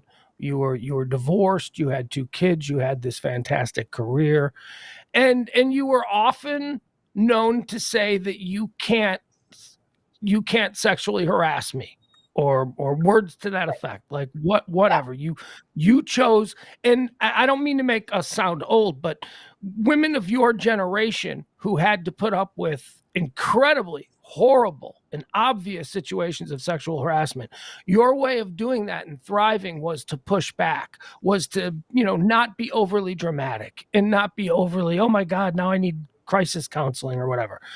I wonder if you have any regrets now, looking at the way the world has changed and that you have a daughter out there. I mean, do you have any regrets, or are you proud of it? Or, I mean, I'm not saying that you shouldn't be. I'm just wondering, because the attitudes have changed since you were a woman in the workplace. They've somewhat changed, but I was in the position where, Russ had a lot of power because everyone listened to him and did whatever he said. Now, that probably feeds into the whole title of this docuseries, but he did not necessarily like our show. And by our show, I mean Pugs. So, like, one of us. So you felt like Pugs was an anchor to your plan? The fact that in some way Russ seemed to be attracted to me, I felt like he used my advantage to let him be nice to us on his show, because otherwise people feel like, well, I'm a fan of Russ, so I can't be a fan of Pugs and Kelly because Russ hates Pugs and Kelly. You were honeypotting them. You're honeypotting them to try and get your own goals met. I appreciate that. Yes. I was believe I trying to- encouraged it. Yeah, I know. Yeah, except you know what? After I went in that studio, neither you nor said program director would look at me. I noticed that the whole time. Mm-hmm. Yeah, over it. I don't remember that. You were hurt? Because it was awkward. Bugs? I was hurt. Yeah. No, I don't believe so. Well, why wouldn't you talk to her? I have no idea. I don't even have any tangible remembrance of this entire incident. But I mean, other than just to say that, yeah, I know that she was allowed in his studio. Let me try and answer that now. Since I was kind of blindsided by that, and she and I had a number of conversations, deeper, private conversations about all of that stuff in the days that followed that. That was, we'll listen back to it. But that was Kelly telling me that I hurt her. Because, and I don't remember that. You know, as I said, I don't remember that. That's because I'm caught and I feel terrible about the way I behaved. Of course, I remember those moments. They fucking pissed me off. They pissed me off that she was in there and that she was pretending that everything was all right with him and she was being real flirty and all that. It fucking pissed me off.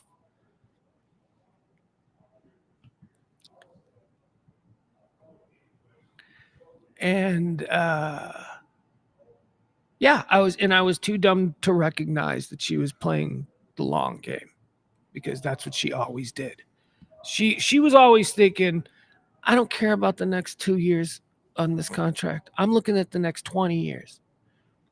And I should have done more of that. And she was always looking at the long game. She was like, oh, really? Does this hurt your ego that your partner is in the enemy's studio making nice? Because let me tell you something. I'm going to get one by one every one of his listeners to come over and like us. See, that was her plan. My plan was to be a big, dumb guy who was like, fucking whore. You know, of course, I would never say that to her. I would never even think that of her. But you know what I mean? That's the attitude. That's the energy that she probably received from me.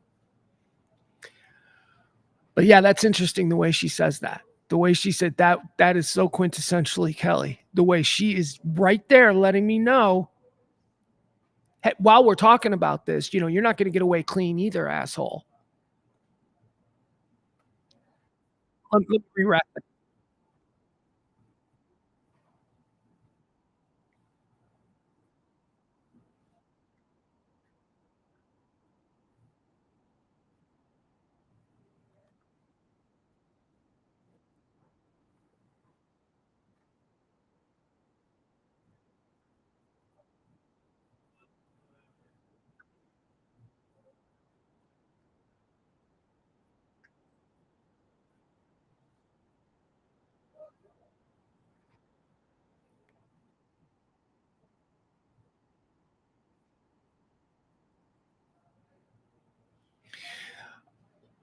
So what I said was, I believe I encouraged it, trying to get some sort of credit for like being correct in the moment. And she was like, yeah, oh, actually though, actually no, asshole, you really didn't encourage it. And I'm going to make you think about that right now.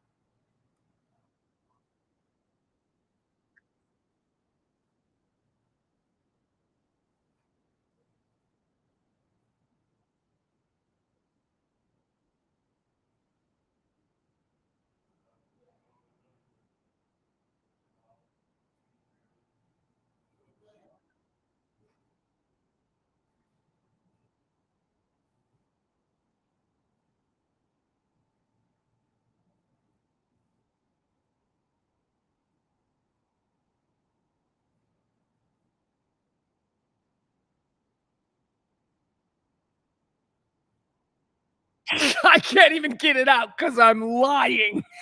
Because I don't know. I've always been a good guy.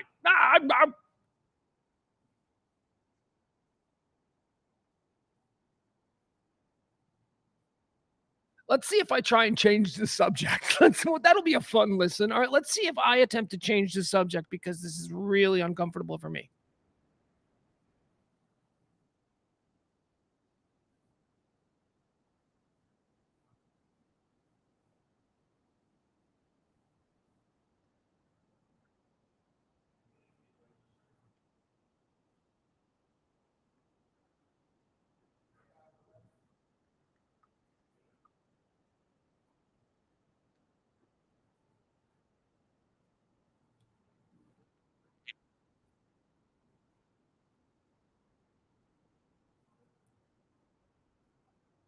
Yeah, okay, here I am. Changing the subject. This is the story that we told last night, so I'll jump through it a little bit. It's about me being angry at her for not moving around and her saying it's different for me than it is for you. We talked extensively about it. You can find last night's live stream, the reunion to the Pugs and Kelly show, right here, wherever you're watching this, you can find that. YouTube, Facebook, Pugs and Company, and of course, RadioMisfits.com. I'm just going to jump ahead a little because we already discussed this ad nauseum.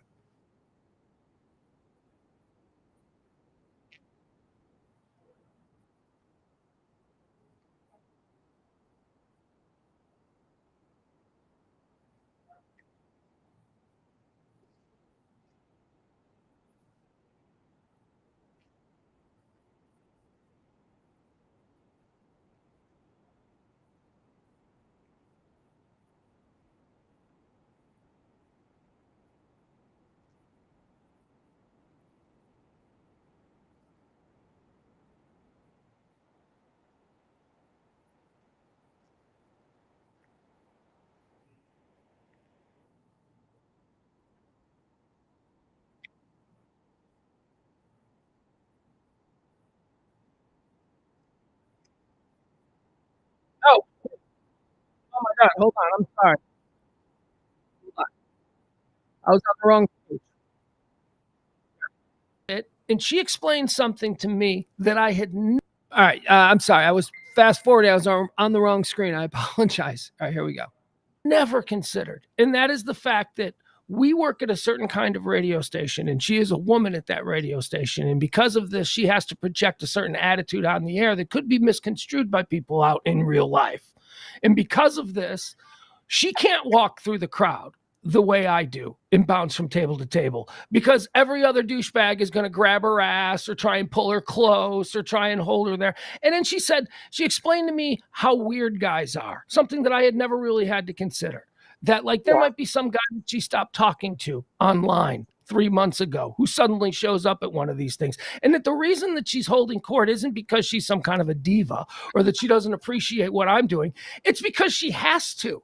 Because that was an unbelievably frightening existence for a woman, I must imagine. I was a guy with a bunch of these yahoos. I mean, we had, some of our fans were awesome, but let's be honest, that station attracted some scary folk. Do you remember when you had that conversation with me? It really flipped a switch for me. I do. You were mad at me because I scooted away from a guy who was talking to me, and it was by the bathroom. And if you remember, you had to turn down the hallway, was only the bathrooms. And he like comes up to me and he starts doing that thing where he's close talking, maybe because he's drinking. I don't know why. And he backed me literally into a corner. And I just like, I panicked. And I'm like, and he might have been being really friendly. It was just. So I just want to take a moment here for a second. I'm listening to her and we're sharing these stories. You guys, there are so many things that I have done in my life that are just great stories. And they're just great, fun, memorable, unforgettable, being redundant, things. And almost all of them, I only share with her.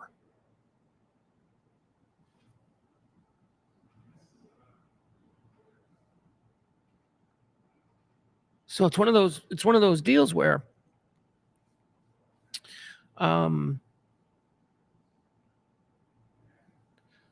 it's suddenly just dawning on me that there is so much stuff from my life that I had just assumed, oh man, what was that person's name? Ugh.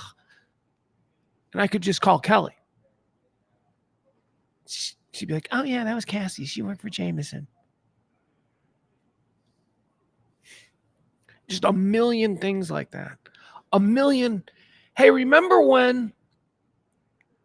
And she's the only person who would remember. God, that is just hitting me now, live on the stream. But that is now absent from my life. Some of my best. Well, here's what you get now. Now you get the the supercharged version of those stories. now you get the versions that can't be fact checked. There you go. That's a positive way to look at this whole thing, isn't it? All right, let's go back. I'm enjoying this. I hope you are as well. The 2:00 cutoff is not going to.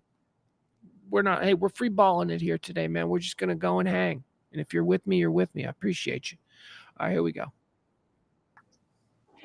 Yeah, I mean, I was never seen as by anyone as a sexual figure, whereas you were. And I didn't consider that when we go out in these crowds with all these people and how weird guys are. They treat me completely different than they treated you. Yeah, and so that was my first experience. You know, Pugs and Kelly was the first radio show I was on and dealing with people who being a semi-public figure. I remember Kelly said on one show after some event, Russ Martin's event? No, it was one of our. It was like it was just a regular event like dodgeball or bell bottoms or Super Bowl or something. Yeah. But Kelly's. You had to do like a little stop down, and you're like, listen, I love you if you listen to the show, but don't just come up and hug me. And I thought, that's really shallow, man. If I had a radio show and people wanted to hug me, I'd be grateful. But then I noticed that made me aware to just watch next time there's an event and how many long hugs you get and how many low hands you get, like right around the top of your butt crack, and how many guys are kind of pushing their junk on you, and it's like a lot of perfect guys want to squeeze. It just made me kind of embarrassed because it's like, oh man, guys suck. Yeah, you get the worst of the worst. On you. And sometimes it's just because they're just awkward, and sometimes it's because they think it's funny. Yes, none of them are fun, but. There's various levels of inappropriate, but that's something I never had to deal with. And since, you know, I'm not a guy who rubs my junk on random chicks in public, I just don't think about that happening, but it happens and it's icky. Yeah.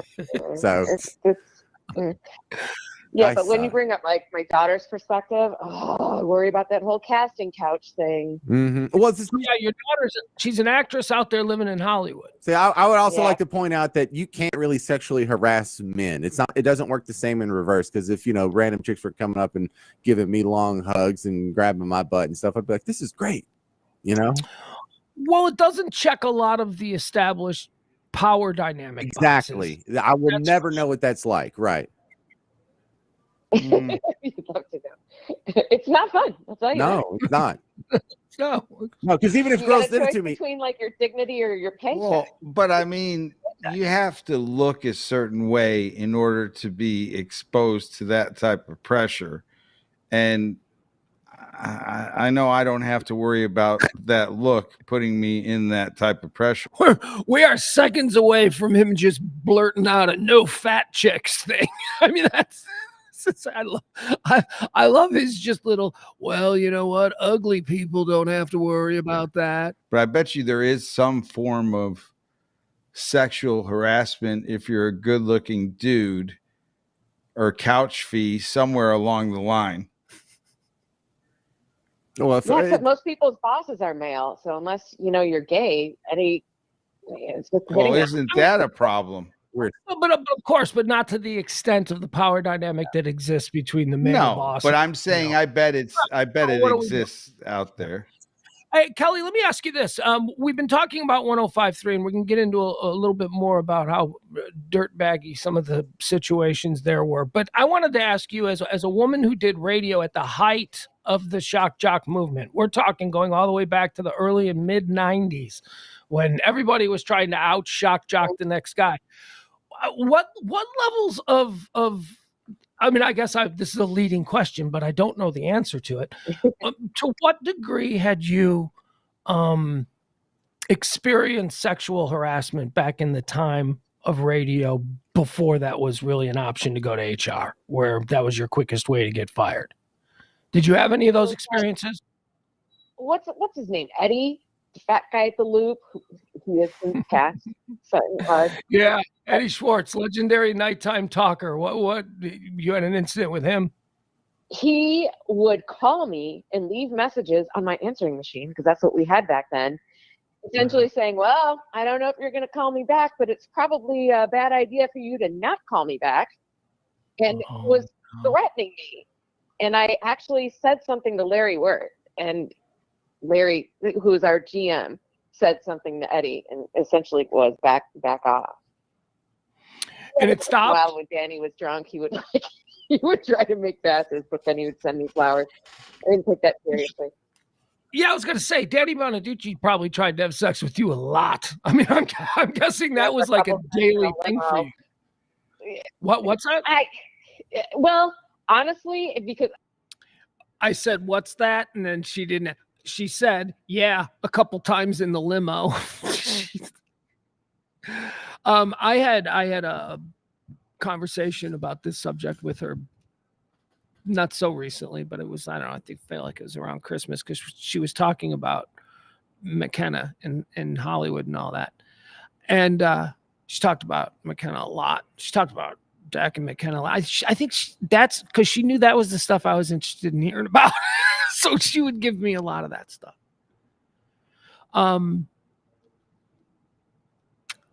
So anyway, she was talking about this very subject, about how, do you know how quickly I could have risen in radio in the 1990s if I had the attitude that I was going to go to HR for every time that I was offended by something? And I'm like, yeah. She's like, different times, man, different times.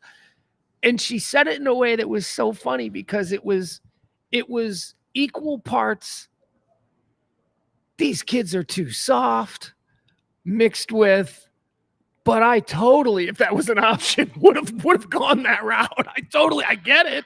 I would. Yeah. Okay. So let's go back to listening to this. Sorry. I hope I'm not ruining your energy. And I remember we had an in-depth discussion about his marriage to Gretchen once, and because he's like, oh no, she would break up with me. We would get divorced if she found out I cheated on her. And I'm like, oh, she's not gonna divorce me for that. And it's like, she's got to know you seem to be cheating on her all the time. Yeah, I mean, she hasn't divorced you yet. Yeah, we had that rule where, like, Kelly as the advisor to Danny Bonaducci told her, like we just heard, oh yeah, I can't cheat. Everybody knew Danny was cheating. Danny was, but he played it up on the air. I would never cheat on Gretchen. And he was cheating with everybody. Kelly just said he tried to have sex with her twice, but it's also why Kelly says nobody's ever sent me more flowers than Danny Bonaducci. She always says that. It's like nobody. I've never received flowers from anybody more than Danny Bonaducci, probably 100 times, because he would immediately apologize and sober up or whatever. But her advice to Danny, when Danny goes, "Oh, Gretchen would totally divorce me if I cheated on her," Kelly's advice was, "Yeah, no, she won't. She won't divorce you for that. There's too much money.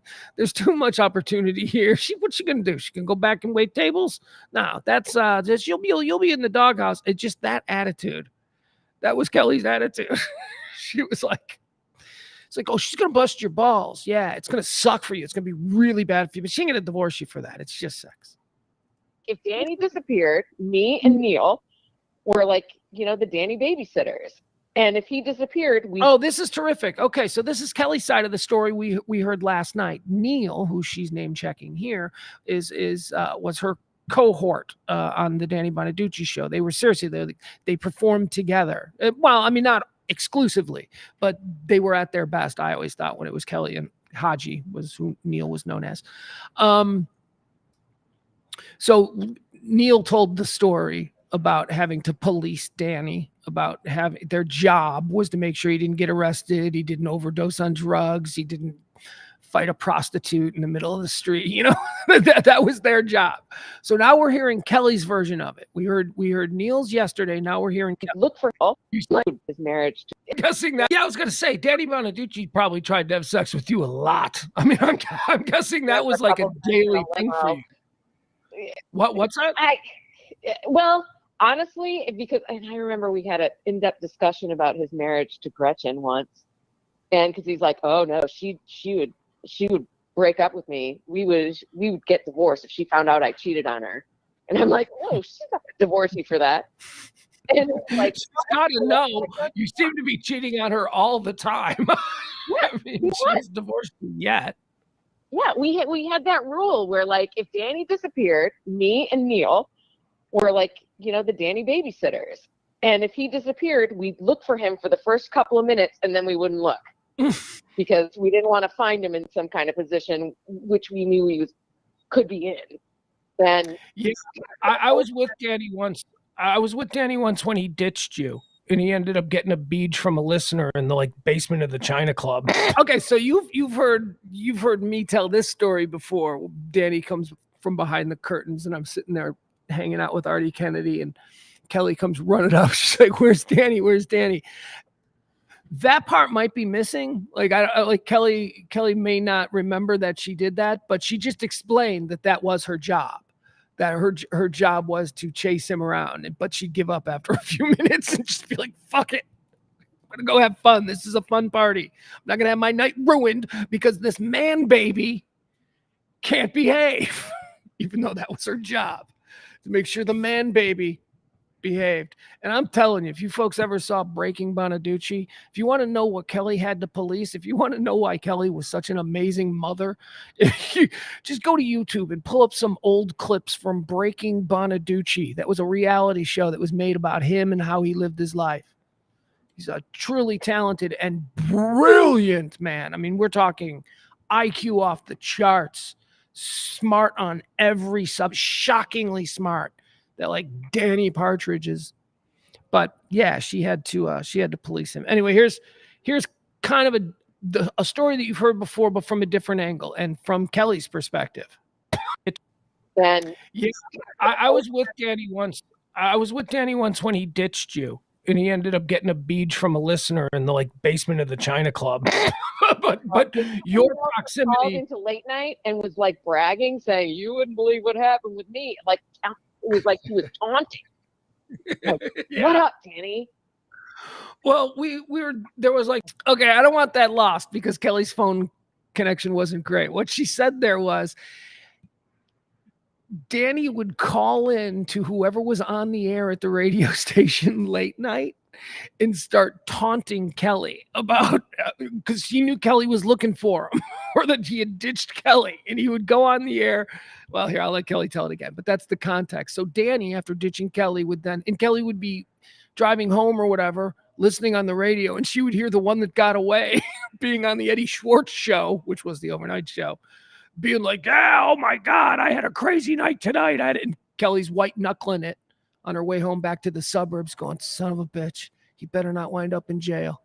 Like this brag. Danny once when he ditched you. Then I was with Danny once. I was with Danny once when he ditched you, and he ended up getting a beach from a listener in the basement of the China Club.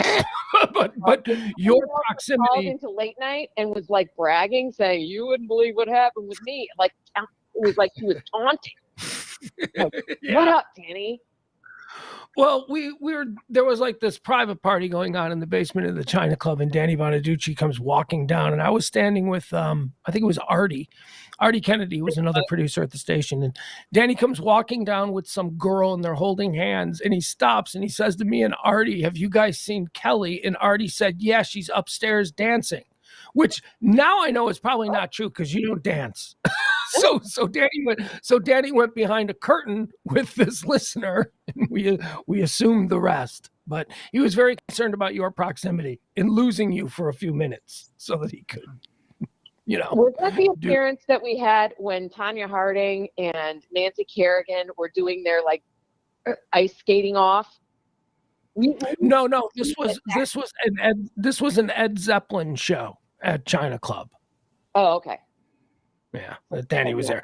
This is the same show that I think Danny was racing his Viper up and down the street against Kevin Trudeau. You guys remember Kevin Trudeau, the Mega Memory guy? Oh yeah, that guy. Yeah, I remember him. Mega Memory does not sound very cool. He was a late night guy. He was a big supporter of our station, or Danny Bonaducci's show. I mean, that's really kind of he came in. But I remember we used to have him on because he had these like weight loss pens. You could smell you'd smell your way to weight loss. Doing these things. And then before that, he had the Mega Memory thing, which I'm Kevin Trudeau. I can remember anything. He was like, on late night TV. And I was just a young intern, and he got off the elevators, and I was sent to go get him. And I go, Mr. Trudeau, you come this way.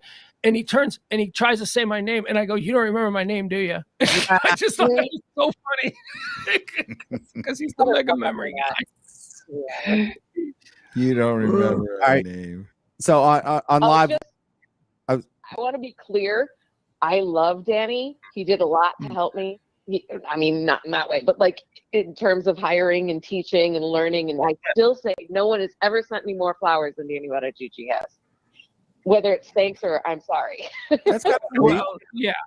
He did a lot of bad things, but at least he knew that he felt sorry for it. So that's good. That's better than a lot of bosses.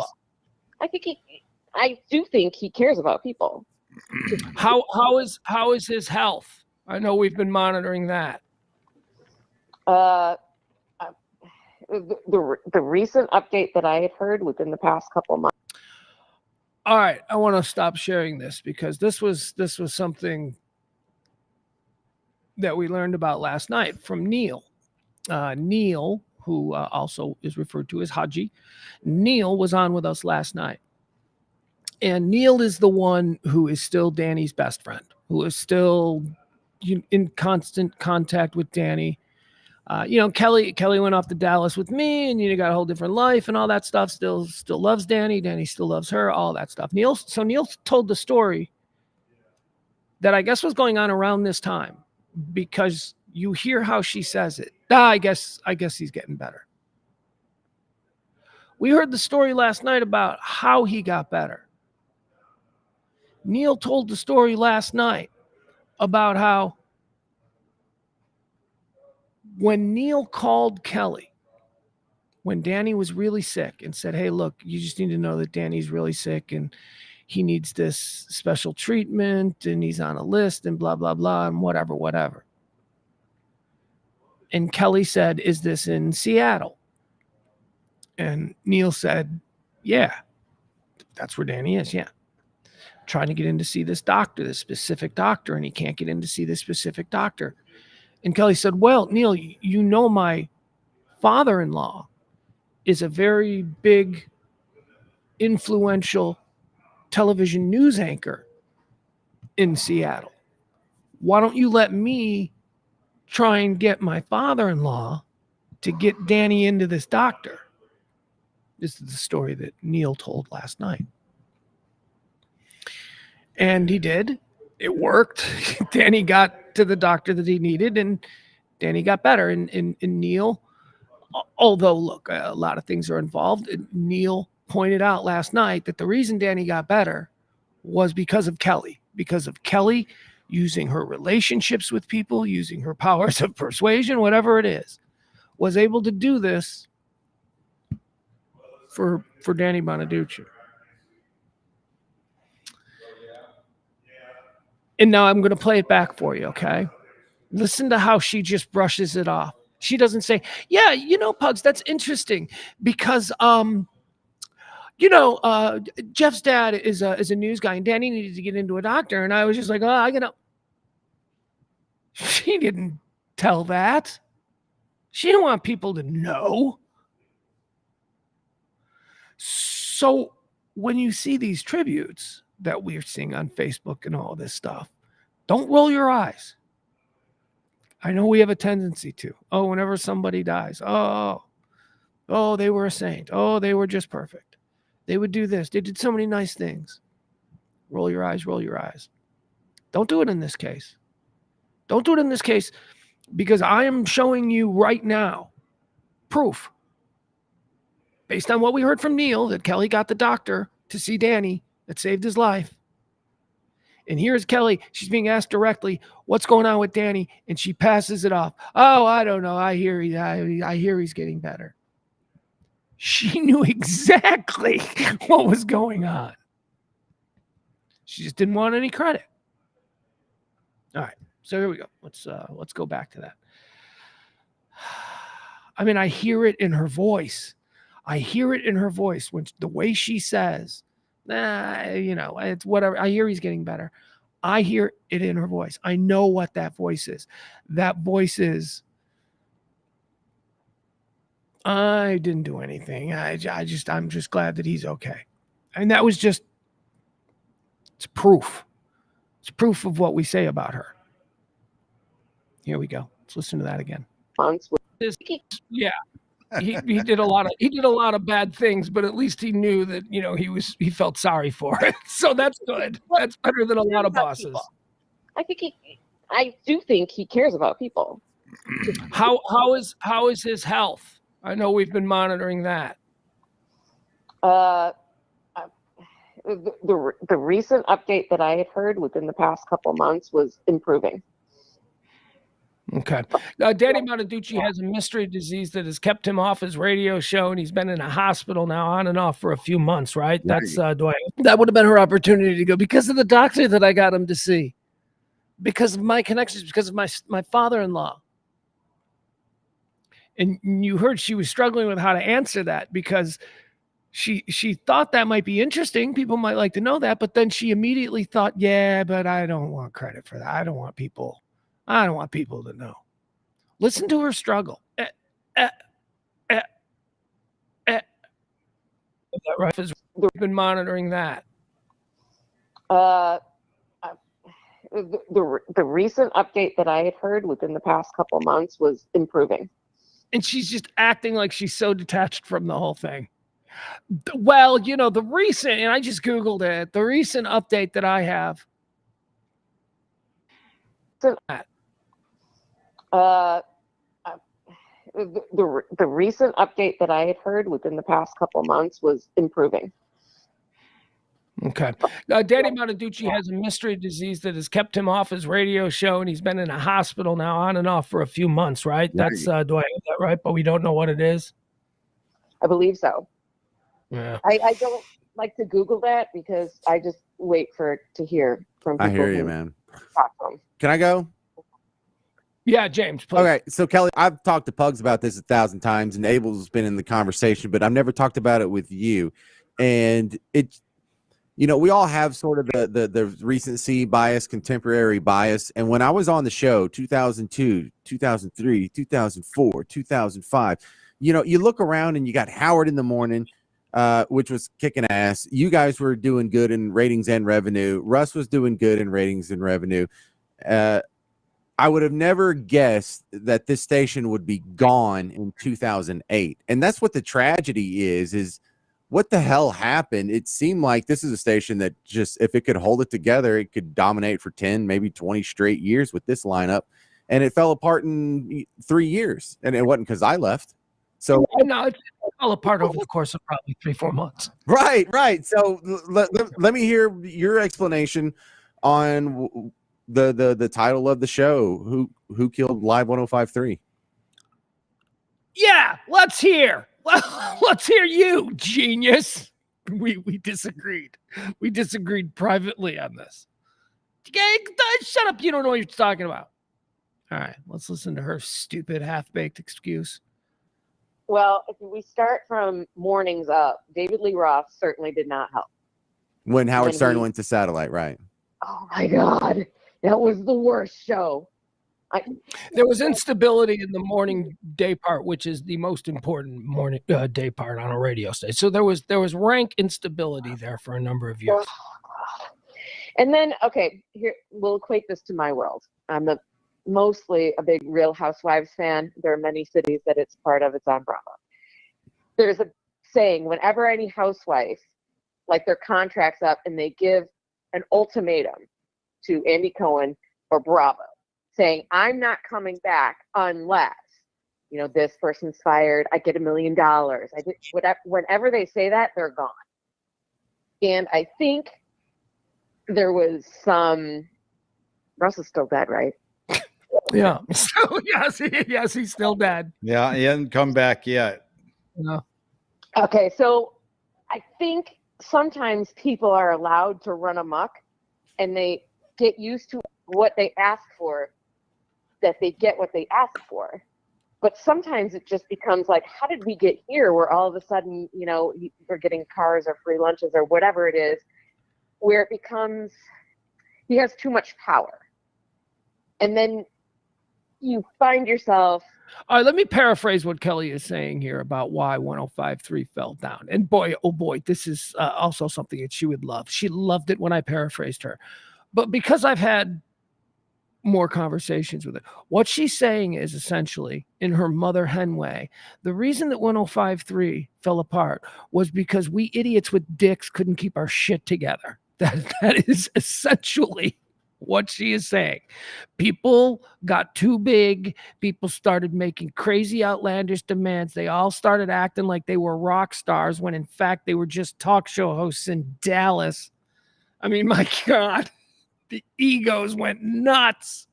So that's what she's saying. She's saying the reason, ultimately, she believes that it was just because, from the perspective of her, a mother, the children just got way too unruly and ruined everything.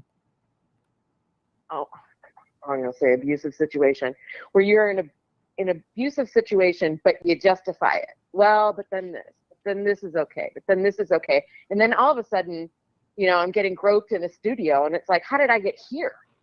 Like, how did every little step seem to get further and further from what everyone else would consider to be normal? And I think it just got a little bit extreme, and I think some people got in trouble for it. And I don't think Russ's arrest helped that much, but it also didn't hurt that much because he didn't get fired. So I don't know. I just think it just seems like everything went haywire and turned upside down. There was a confluence of events that took place over the course of 3 or 4 months. And the first of which was, yeah, when people ask for things at first, you know, it's like, hey, you know, I want an intern to go and get lunch. Yeah, that's fine. That's normal. But then it like gets pushed and pushed and pushed. And I think that Russ would a lot of times focus on us when he was mad at things.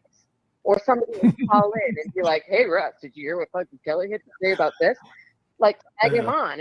All right. So Kelly is talking about a situation where, and I don't think this was something that Russ was demanding. And I don't think he got it, but it was, he wanted to have his pre-show meetings fully catered every day, mind you. He needed a snack delivered every day for the entire staff of his show. Don't think that, like, you know, people from the outside, but, you know, a snack during the middle of the show, and then after the show, full dinner. So that's what he wanted. That's what Kelly's talking about here. Kelly, that's why she didn't want to go into the details. But what she essentially was saying here is, you know, it's one thing to ask an intern to go pick up lunch. And then she's like, she doesn't give examples. She just goes, and then this thing, and then this thing. And I just told you what she was talking about there. It's like, oh my God, please just shut up. Leave me out of it. Yeah, for some reason, and there was a confluence of events that took place over the course of 3 or 4 months. And the first of which was, yeah, when people ask for things at first, you know, it's like, hey, you know, I want an intern to go and get lunch. Yeah, that's fine. That's normal. But then it like gets pushed and pushed and pushed. And I think that Russ would a lot of times focus on us when he was mad at things. Or somebody would call in and be like, hey, Russ, did you hear what fucking Kelly had to say about this? Like, egg him on. And it's like, oh my God. So, okay, here's what this is about. They wouldn't let Russ have the lunch thing. It was like they were going to stand firm on that hill. And they're like, Russ, this is just stupid. We'd have to hire somebody to do this full time. This is dumb. We're going to pay you the money you want or whatever. And Russ had it in his head that not Kelly. Kelly's being kind there. But Russ had it in his head that I told management that is really stupid, that they shouldn't let Russ have lunch. So it was completely nuts. I mean, I don't remember if the program director had told me that was something he was asking for, my natural reaction would have been then what it is now. I'd be like, fuck that guy. That's a normal person reaction. That we're all on the same team here, motherfucker. What is wrong with you? No, you're not getting this. That's my natural reaction to it. And he didn't get it. And I think, as Kelly was saying there, he blamed us so that's why she's telling this story. God, please just shut up. Leave me out of it. Yeah, for some reason he made a choice to divide the station as opposed to being a leader that could, rule a juggernaut. Oh, that was a choice he could have gone down as well. He could have been the great leader who kept everybody together, but he didn't. He felt threatened by everybody else. Everybody else was a threat to him and his crown. I was talking about the confluence of events that I think took place in a fairly short period of time. The first of which was, if you must understand that the marching orders for 105.3 was to compete against the ticket. Okay, that's why it was built. It was built to take that lucrative ticket audience. That's who they were going after. Then the Dallas Cowboys became available. Their flagship rights became available. Jerry Jones did not approve of the Howard Stern station. That was well documented. It was well known. They had gone after the Cowboys before, and they were told completely, without question, that they would never be in the conversation, regardless of the CBS radio network and the power and all that stuff. They'd never be in the conversation as long as we were the Russ Martin station at that point. So Russ Martin or Howard Stern? Well, at this point, Howard was gone. Okay. So, but we were still associated with that style of radio that Jerry Jones didn't want the Cowboy brand to be a part of. Then Kelly and I very quickly and out of nowhere left the station, leaving a major hole in their middays. They had to deal with angry advertisers. They had to deal with, whatever it was, whatever that blowback was. Now all of a sudden they have instability in mornings because they've never really been able to nail that down since Howard left. And that's where they inserted Ben and Skin, right? No, in mornings. Yeah. Yeah, no, Jagger was there, but there were issues going on with that show, and we'll talk about that as well. So there was instability in mornings. Now there's a gaping hole in middays. The Cowboys are still out there dangling all of this guaranteed money just for being a part of the Cowboys network. Russ Martin, a month after we walk away, gets arrested for beating up his girlfriend. Okay. So now you've got a gaping hole in middays. You've got instability in mornings, and you've got higher ups in CBS radio going, wait a second. Are you telling me that we can make a play for the Dallas Cowboys if we just wipe out this station, this super troubling station that at this point is not worth all the headaches that they've caused us in the last one? And that's what it was. It was at that point they decided that they were going to become a sports station. They were going to rebrand. They were going to kowtow to Jerry Jones, and they were going to land the Cowboys. And they did.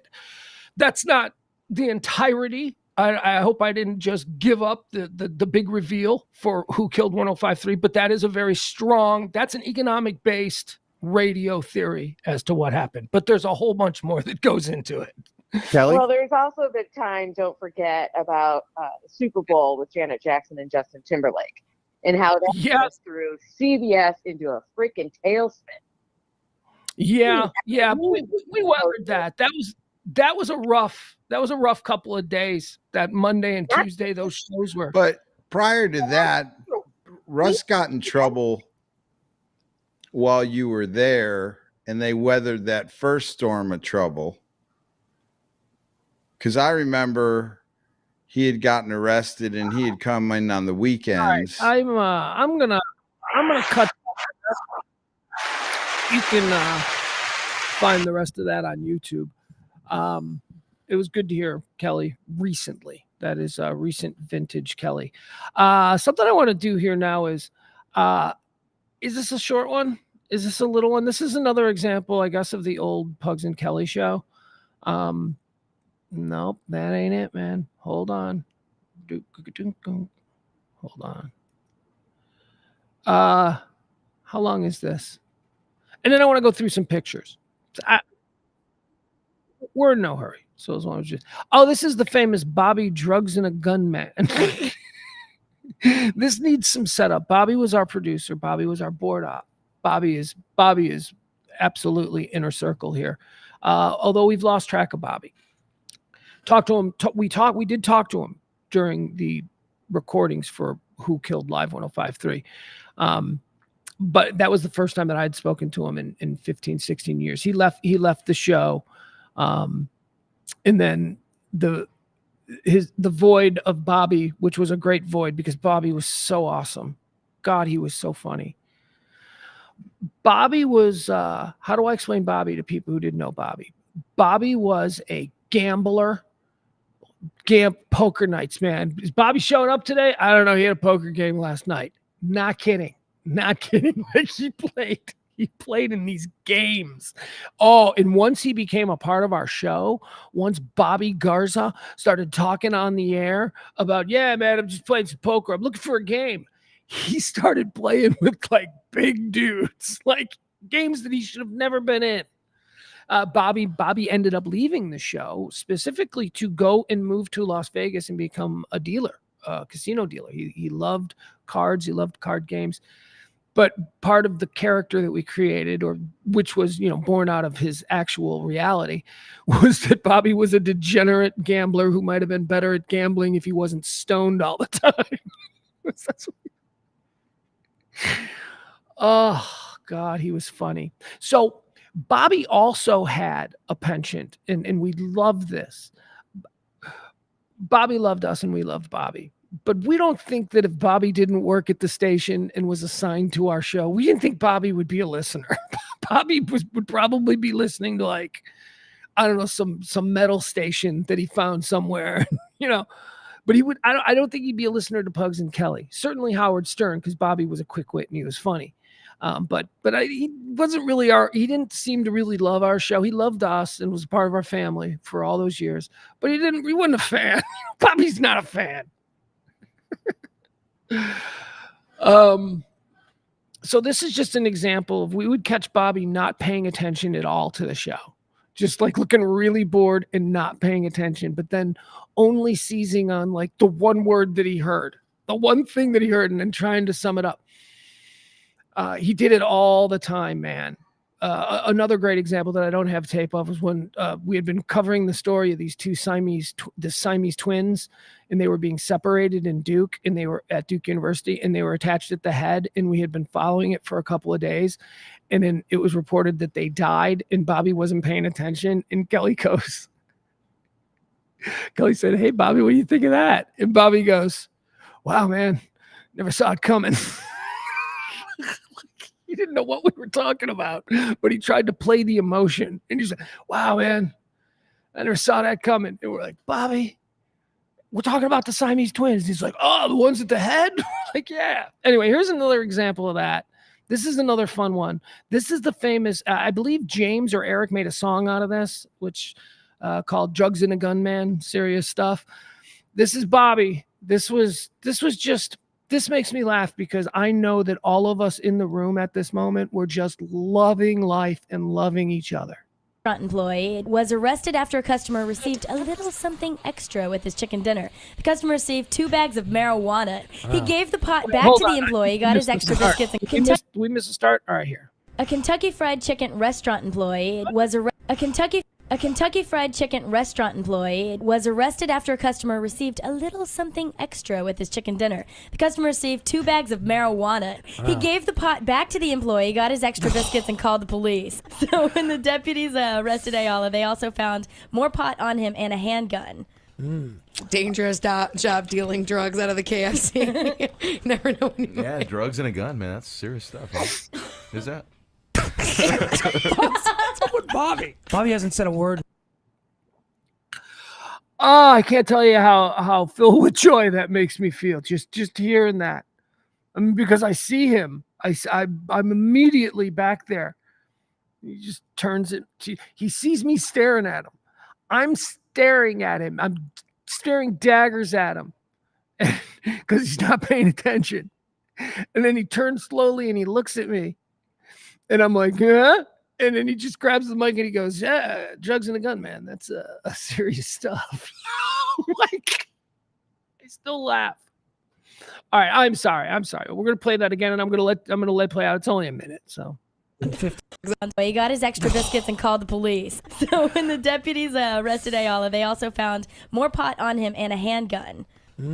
Dangerous job dealing drugs out of the KFC. You never know when you Yeah, drugs and a gun, man. That's serious stuff, huh? Is that? What's up with Bobby? Bobby hasn't said a word in 15 minutes, and he just leans in, looks at me with this real earnest look. Yeah, so how about that? Guns and drugs at the KFC. Let's talk about that for a while. What do you think about that? Did you see how he was looking? I know. What do you think about that? Some serious business. That's some serious business, man. Pot good. Check it Gun out. bad. And they messed up. Yeah, check it out, man. Pots and biscuits, KFC. Man. What do you think about that, Pugs? Shut up, Bobby. Relax, Bobby. Yeah, it's pretty wild. All right, anything else, Seb? Sure. One more? Yes, One more, and then let's get out of here and let's start having some fun. Thanks. Christ. All right, do I get my sound effect? Okay, reverse. Jeez. All right, this one's out of Detroit. That's pretty wild how we did it in reverse. What do you think of that, Pugs? Some serious business. Trippy. Let's you and I just have a little talk. All right, here we go. Drugs and a gun, man. Serious stuff. The great Bobby Garza.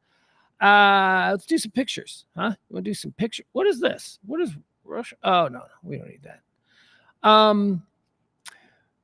So here's what I'm going to do now. We're going to go through some pictures. These are I told the story earlier today.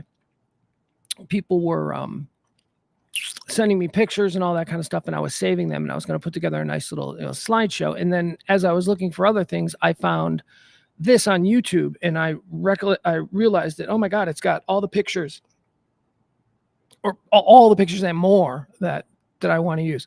So we're just going to watch this. It's a pretty cool. I don't know who put it up. Hold on. I think it's some listener.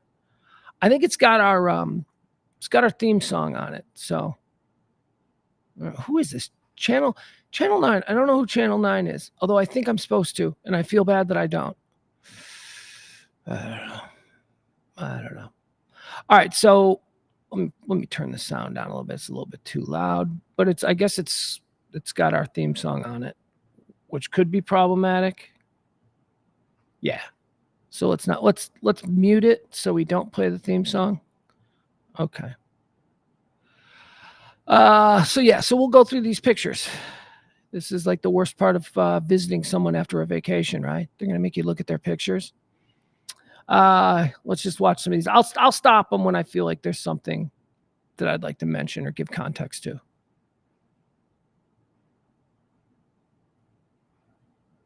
All right, yeah, that's Kelly. I'll freeze it there. That's Kelly. She's obviously announcing at one of our dodgeballs. Just another absolutely beautiful picture of her. Pete's Piano Bar. Kelly at Pete's Piano Bar. Lispy Lynn, another early era 105.3 dude right there. He went up to the big time. He went to the Whack Pack Big. Let me tell you a story about Lispy Lynn. Lispy Lynn would go on to be a member of the Howard Stern show, the Howard Stern Pack. I forgot what they called him on Howard's show. He had a different name. He was Lispy Lynn here in Dallas, and he had become a part of the Ron and Don show, the midday show that preceded us. And when we walked into this town, the station, they were going to let us do anything, but they were highly recommending that we keep using Lispy Lynn, who was a really nice dude. He's passed on now. He was a really nice dude, and he was a listener of the station who became popular because he had a speech impediment. And the midday show, Ron and Don, like to talk to him on the air, and they'd be like, man, we can't understand what the guy's saying. It's that 90s whole thing. And And they were like, yeah, you should really use Lispy. Oh, he's great. Oh, you can really have a lot of fun with him on the air. And I remember it was Kelly who was like, so what does he do? Is he a comedian or something? They're like, no. He's got this. You see, he's got this incredible speech impediment. And he's really funny. I mean, he's seriously fucked up. And so you just put him on there. And I remember Kelly just being absolutely fucking appalled at that. Because that kind of thing, although, Howard had some real fun with Hank the Angry Dwarf and Beetlejuice and all that stuff. That shit was funny to me.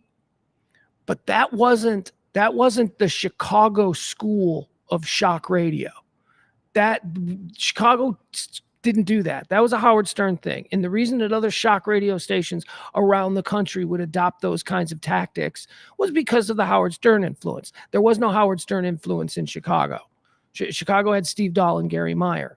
Chicago had Jonathan Brandmeier. Chicago later had Mancow. These are all people who every time Howard tried to come and break into Chicago would get his ass kicked back to New York because people in Chicago had been listening to this kind of challenging, provocative, lifestyle-based talk radio for decades, since the 1970s. And as had New York. New York had Imus and New York had other things. But because of Howard's national syndication, he influenced so many other shows, the way shows comported themselves. And we just didn't do that. We didn't ever do that.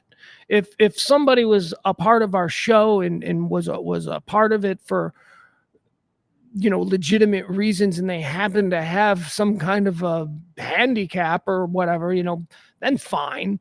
But it was the idea that they wanted Lynn just thrown onto our show because he talked funny was so unbelievably offensive to Kelly. And that's why Lispy didn't appear on our show.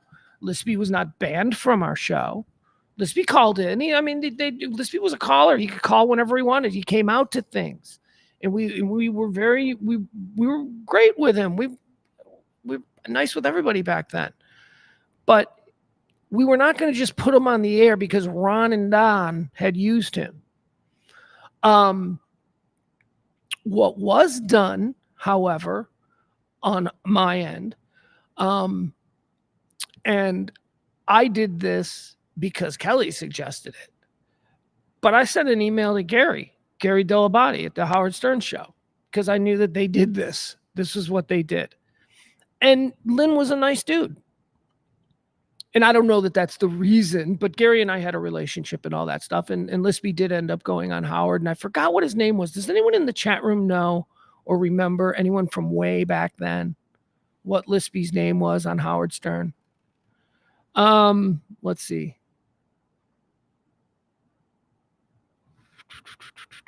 Pugs,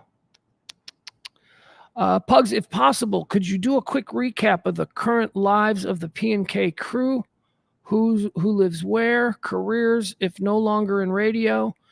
Well, let me tell you something, Camden. Have I got some news for you?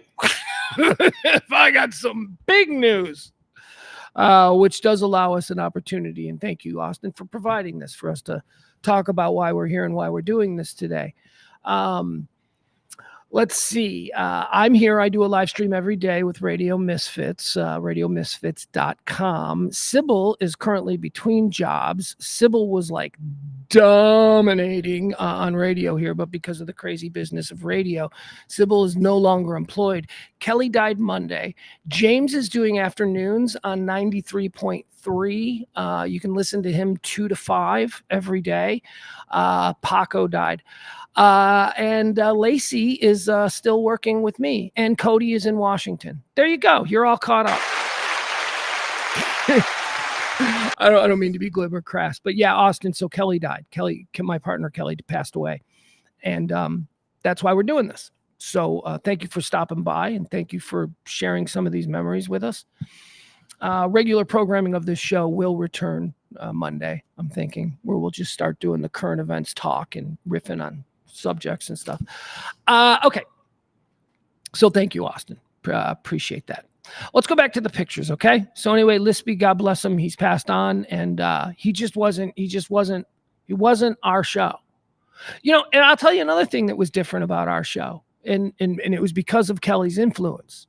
Our show was not a tits and ass show, although we talked a lot about tits and ass, but it was all It was, I'll who had bigger support from the strip club and the stripper community than Pugs and Kelly show?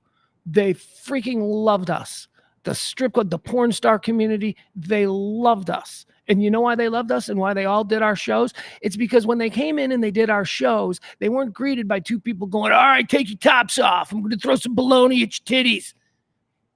Right? That's not what we did. We'd have them come in and we'd talk to them about their dad. Hey, you want to call your dad? Is your dad cool with you working every Saturday at the lodge? We treated them like human beings with stories that maybe they were or maybe they weren't willing to tell. And that was all because of Kelly. Because let me tell you, I'd have been just fine. You know, hey, you're going in a different direction with a bunch of hot chicks. But she was a boss. And she controlled that whole tone. And I was like, I ain't going to fuck with mama. Okay, so this is Bobby. This is Jugs of the Gun, man. That's serious stuff. This was a funny segment. This was Bobby. Bobby asked if he could. It was so he asked if he could bring his daughter for Take Your Daughter to Work Day because apparently all the girls in her class were going to work with their dad, and Bobby had a cool job.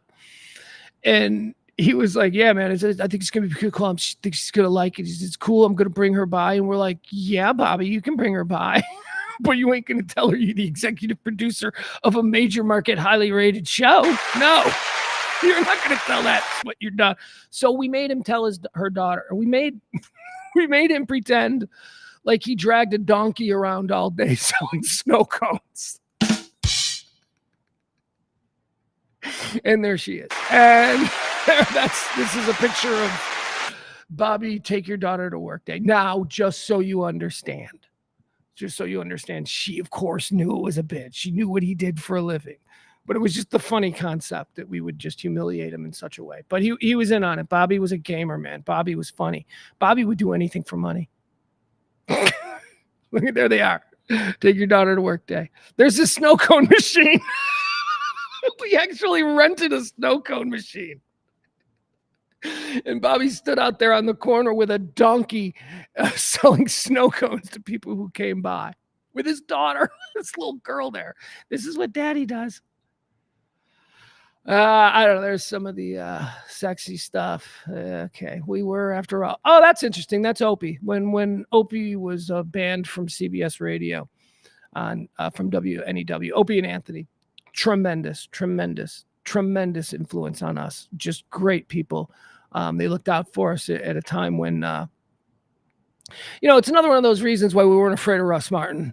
We're like, dude, fucking S&D, bro. We got people in much bigger markets who make way more money for this company than you do, who are going to back us up. And then, of course, that went away when Opie and Anthony got kicked off. And anyway, when they were kicked off, Opie came down here for a while, and he hung out with Kelly and I, and Jim Norton came down, and he hung out in studio with us. We had Jim Norton in studio for an entire show. I guess Jim was at the Improv. And so we had Norton in studio, and Norton brought his butler, I believe. He called him his butler, but he turned out to, what does he do? What's buttling? And he's like, well, really, he just fixes stuff. And he's like, oh, so you're a plumber? And the guy's like, yeah, I'm a plumber. And that became the Greg the Plumber Day, when Greg the Plumber sat in and co-hosted the entire show with me and Kelly and Jim Norton. And Greg the Plumber was, of course, Opie from Opie and Anthony, who were at the time banned from radio and couldn't appear on any CBS station because of what they'd done with their Sex for Sam promotion. But he's doing the show, and he's doing it as Opie, but we're just calling him Greg the Plumber. And it was so fun because the station was freaking out. I mean, we were looking at the window while this is going on, and we can see like management walking past our window and looking in. Like, who is that? Is that Opie? Is that Greg Hughes? Greg Hughes is Opie's real name. He was just doing the show, and he was just talking like Opie. So if you were a fan of the show, you're like, that dude sounds like Opie. That dude thinks like Opie. And he seems really close with Jim Norton. Their timing is really good. How close is he, Jim Norton, to his plumber, Greg? It was funny. And that's the reason his face is pixelated. It's just because We got in trouble. He got in trouble. Callers we got sloppy. We allowed callers to start going, that guy sounds like Opie. Opie, is that you? And it started to become very clear that it was in fact Opie. And then we saw Reed, our general manager. I think it was Reed. You know what? I don't even know if it was Reed at this point. And it might be just, squiggled up in my head, because in that moment, that would not have been Reed, my best friend. That would have been a general manager who was about to kick my ass. So that's why I don't remember if it was Reed or not. But yeah, I remember looking at that, and he did this. Well, you can't see, but he pointed at me and said, "Come here." I'm like, oh man. So we're in a break, and I go out there, and I was told that whoever, because they were all playing the plausible deniability game, all the local Dallas management did not want to have to tell New York management that they put a guy on their air who was basically making fun of them, because that's the other thing. Greg hated CBS radio. Greg the plumber was like, I can't even believe I'm here. I never listened to this crap. But it was a fun show, and they made Opie exit the premises. So we're still doing a show. Jim Norton's still doing a show with us, but Opie now has to wait off premise, like in the parking lot, outside the parking lot, wherever it was. And he was just sitting there. He was just sitting there on a folding chair. We brought him on a folding chair, and Opie was just sitting on a folding chair for like an hour before our show ended. And that was when he met Russ Martin. And because people at this point, it was all the buzz at the station. It was like, oh my God, he was a huge controversy at the station on that day. People were freaking out. People thought New York was going to fire everybody. And I wasn't. We weren't. We were fine. We knew it was stupid. And anyway, so people are hanging out with Opie, and they're all gathering around him. And Russ Martin walks in to do his show. And Opie said something like, as Russ Martin walked by, he said, so is Russ Martin as big a dick as everybody says? And the people that were gathered around him were horrified. I wasn't one of them. Paco was. Paco was out there. Who else? Maybe James was. I'll have to ask him. But Russ Martin walked by, and Opie took that opportunity to say, is Russ Martin as big an asshole as everyone says he is? Just that was fun. So anyway, that's from this day. This was a very big day. Big controversy. There's another picture of Ope. It's me and Kelly in studio. Yeah, we don't need to remember font. Well, Jesus, look at me. What am I, an asshole? There's James and Nikki McKibben. We love Nikki. Nikki was what's she come in second on American Idol? Dear Kelly Clarkson won or whatever. Nikki's another tragic figure in the history of the Pugs and Kelly show. Nikki passed away very young, but she was a delightful person who definitely had demons. Sybil. There's Sybil. I don't know what Sybil's doing. She was a delight. No, look at that. There's Mystery Girl. There's me and Mystery Girl. Oh, this is fun. This is from one of my birthday parties. That's Bobby. All right. Drugs and a gun, man. Serious stuff. That's Bobby. And, of course, this is Sybil. That's me and my girlfriend at the time. And this is Kelly and Tyson. We talked a lot about Tyson. Tyson played for the Cowboys, and he was very confused by this whole radio world. He was a good man. I don't know who that is. That's some girl. She's probably a porn star or something. Those are the Sybil sisters. That is Sybil, and that is Krista. Krista, who you remember I also dated for a period of time. I love Krista. They were beautiful. I just can't name all you awesome listeners. This is a funny picture. I wanted to stop on this because this is a picture of this is all the people that are on the show and people who everybody knows. This was Adam. He was a buddy of mine back then. Coach B. We got Kelly. We got Smitty. We got Eric. We got me. And in front and center, right in the middle, is my buddy from high school, Kurt. I always laugh when I see this picture. He's flashing gang signs on the very south side of him. David Tell. That's a great picture of Kelly. I think she would really love that picture. That's a tremendous picture of Kelly. That's obviously a St. Patrick's Day broadcast. She used to always dress up like a sexy elf. And she would say, I'm not doing it just to be a slut. I'm doing it for the self-esteem, which, was Very honest of her. Again, the Sybil sisters are brave fighting women. I don't know who this is. I'm gonna say that was Better Than Ezra. That's Ralph. I don't know who this is. Ralphie May, we just saw. Ralphie May is another Pugs and Kelly regular who is dead now. Seriously, we didn't talk about that last night with James and Sybil and Cody, but holy fuck, it was a joke. Remember, it was a joke when we were on the air. We called it the curse of Pugs and Kelly because everybody that we became close to died. First and foremost, Freddie Soto, the comedian. He starts hanging out with us. He becomes a regular on our show and one of our dearest friends in the early days of our show. He breaks huge, Spanglish. All of a sudden he's a movie star and Freddie is taking off and Freddie dies. Like right then, Freddie dies. He was amazing. And then Ralphie May is dead. Sean Rouse is dead. Paco is dead. Bruce is dead. Hey, the curse of Pugs and Kelly. It's real. Dukes, dodgeball. Man, we could draw a crowd, man. Look at that. Iceland. This is in Iceland where we did the shows with Viking hats on. We didn't take our Viking hats off. We wanted to make sure that everyone in Iceland knew that we were tourists. Oh no, this is when we came back home and we didn't take our. Oh, that was my birthday present. That was Rachel. Rachel was at the time my proclaimed favorite dancer at the Lodge. The Lodge was a gentleman's club here in town.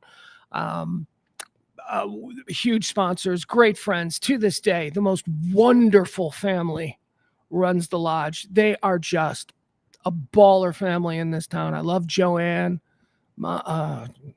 Anyway, my gift was my crush, my exotic dancer crush was delivered to the show and sat there. And you know how like singer. Okay, so the premise was, how like singers like sit a girl down and sing to her. It was like, this is what we're gonna do. We're gonna put her. She's gonna sit right next to you the whole show. So your entire birthday show, you're gonna have a girl that we know you're crushing on sitting right next to you.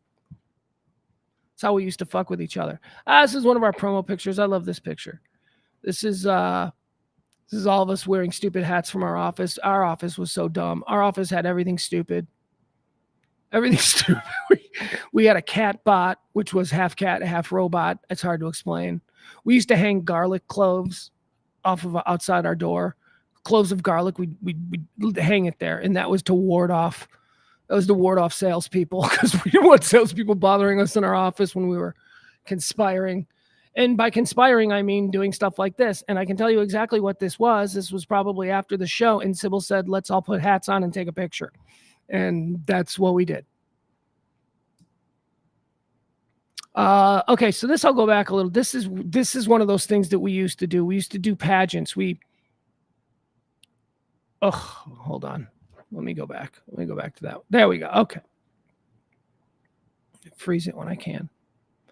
So we used to do we had to sell big events to bars quarterly for our beer companies. For beer companies wanted big events to put money behind. So we had to come up with them.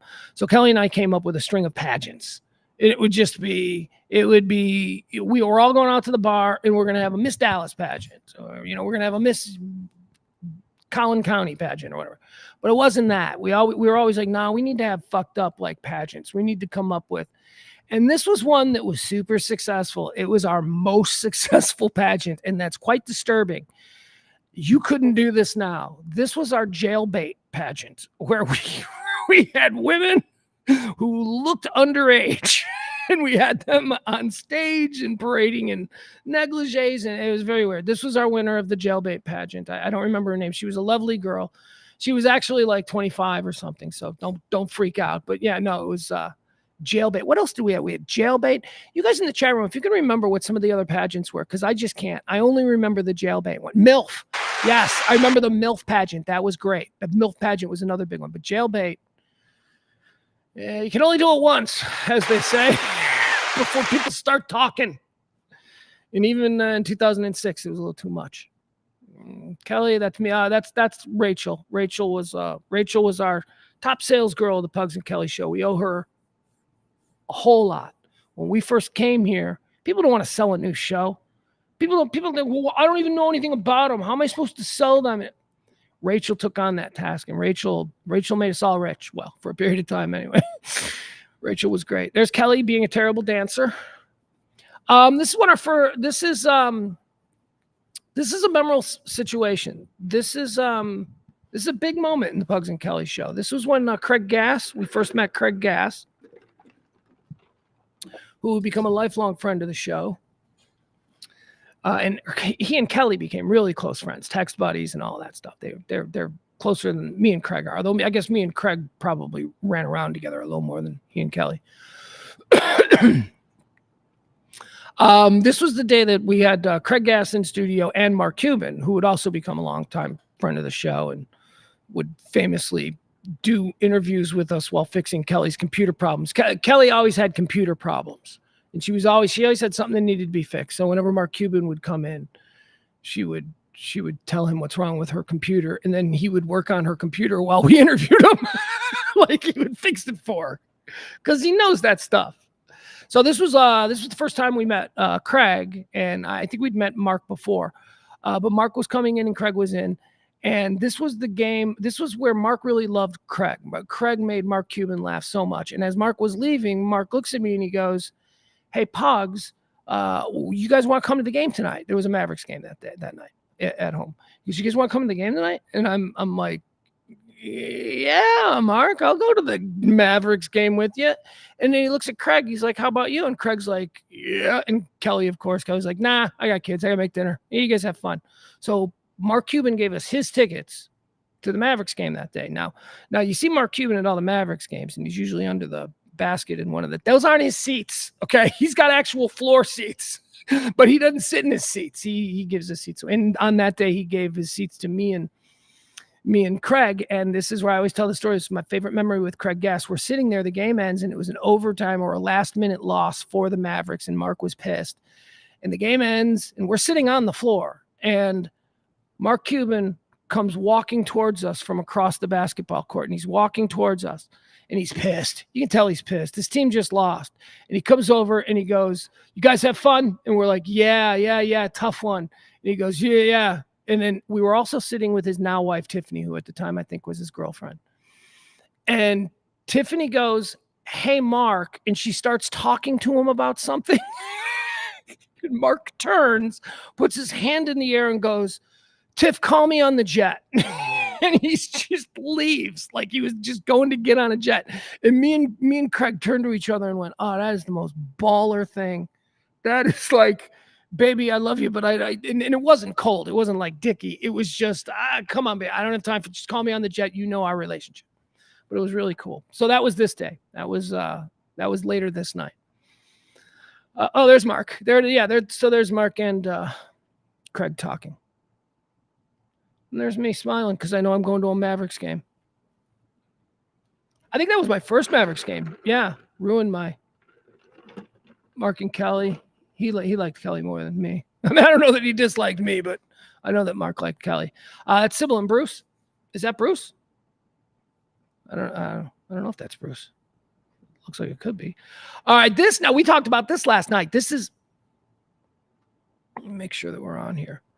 This is the famous Battle of the Exes game that we played on the air, where Kelly's ex-husband, who is Shemp right here, and Kelly's new boyfriend, and Kelly and Kelly's ex-husband's new girlfriend had to compete to learn who knew more about who, or whatever it was. I don't remember how the bit played out. I don't remember the rules, but it doesn't matter. Because what I remember was it was the cringiest damn thing I'd ever heard on the radio. And I couldn't believe that Kelly was putting herself out there like this. That Kelly was like talking about these, because they weren't questions like, "Tell your ex-husband, what's your favorite color?" No, they were like deep. What is the deepest emotional scar that Kelly has? Shemp, go. It was crazy. It was cringy. It was great. And that's what she loved doing. I don't know what this must be training camp in 2003. I don't know what that is. That's a terrible color on me. That's a dude dressed like something. I like this picture. I don't. I'm gonna try and capture this picture for some reason. This is me and this is me and the girl that I used to date for a significant period of time. All my girlfriends had nicknames until they became my wife, which only applied to one. That would be Trixie, who turned into Jess. But this was Lady Friend. I don't know if you remember Lady Friend. I had Mystery Girl, I had Supergirl, I had Lady Friend, I had Rodeo Queen. You know, all these names that I applied. This was Lady Friend, and I love this picture. I love this picture because I am instantly, when I look at this picture, I'm instantly transported back to this moment. And I just remember, I just look at the look on my face. That's quite possibly the happiest, most content I have ever been in my life. And I love the way I'm looking at her. I love, I loved her. Yeah, I mean, she was a serious relationship in my life. I just know how happy I am here. And I'm looking at her smile, and I know her too. And I'm like, she's very happy too. This is two really happy people. I just love that picture. I love it. That's Cody. I don't love that picture so much. There's Kelly drinking. All right, this is Dead Man's Club. This is one of my closest and best and most trusted friends and deepest, darkest allies. This is Bruce Kahn. He meant so much to Kelly and me. That's why people have been posting stuff like, oh, she was being Bruce and Paco were waiting for her. And this is Sean Rouse. Sean Rouse was an incredibly talented young comedian who had, you can see by his hands, he had a terrible, terrible disease that crippled him and gave him constant pain. And for some reason, he was the funniest fucking comedian. We loved Sean Rouse. Sean Rouse is gone too. But more on Bruce, because Bruce was certainly more important to us. Here's who Bruce was. We called Bruce Bruce X. Bruce X was a guy who was heavily invested in the adult film industry. He wasn't a porn star or a porn producer or whatever. He was exactly what I just said, heavily invested. He just he owned legendary clubs here in Dallas, bars, restaurants, clubs, famous clubs. What was the real famous one where they handed out the ecstasy? He was the manager of that and one of the owners, but not the primary owner. But anyway, he would go on to be very big in the club scene and restaurant scene in Dallas in the 1990s. And I don't know, I guess somebody he knew from one of the clubs was a porn guy, and he invested with him, and it grew into one of the biggest porn companies in the world. So Bruce wasn't a porn guy, although he did own a bunch of like dirty bookstores. That's why we called him. What didn't we first call him Amazing Bruce? I think we first called him Amazing Bruce because he owned the Amazing Superstore, and that's what we wanted to promote for him, which was like, this trucker porno emporium kind of thing. But he was more than that. Like, he owned all kinds of things. It's just that he had money tied up in the adult business. Anyway, Bruce was also a man who you didn't trifle with because of his life in a couple of industries, the club business, the music business. He worked with bands and music and licensing and all that stuff, and the adult film business. Bruce Kahn was one of them. Don't fuck with Jews. And Bruce knew everybody. Bruce had everything handled. The slightest hiccup, and I can say this for Kelly, but it also applies to me. The slightest perceived hiccup in any of our lives back in those days, if we said something on the air, something that was a bit troubling, there would be a phone call from Bruce X. What's going on? What's wrong? What do you need me to do? What can I do?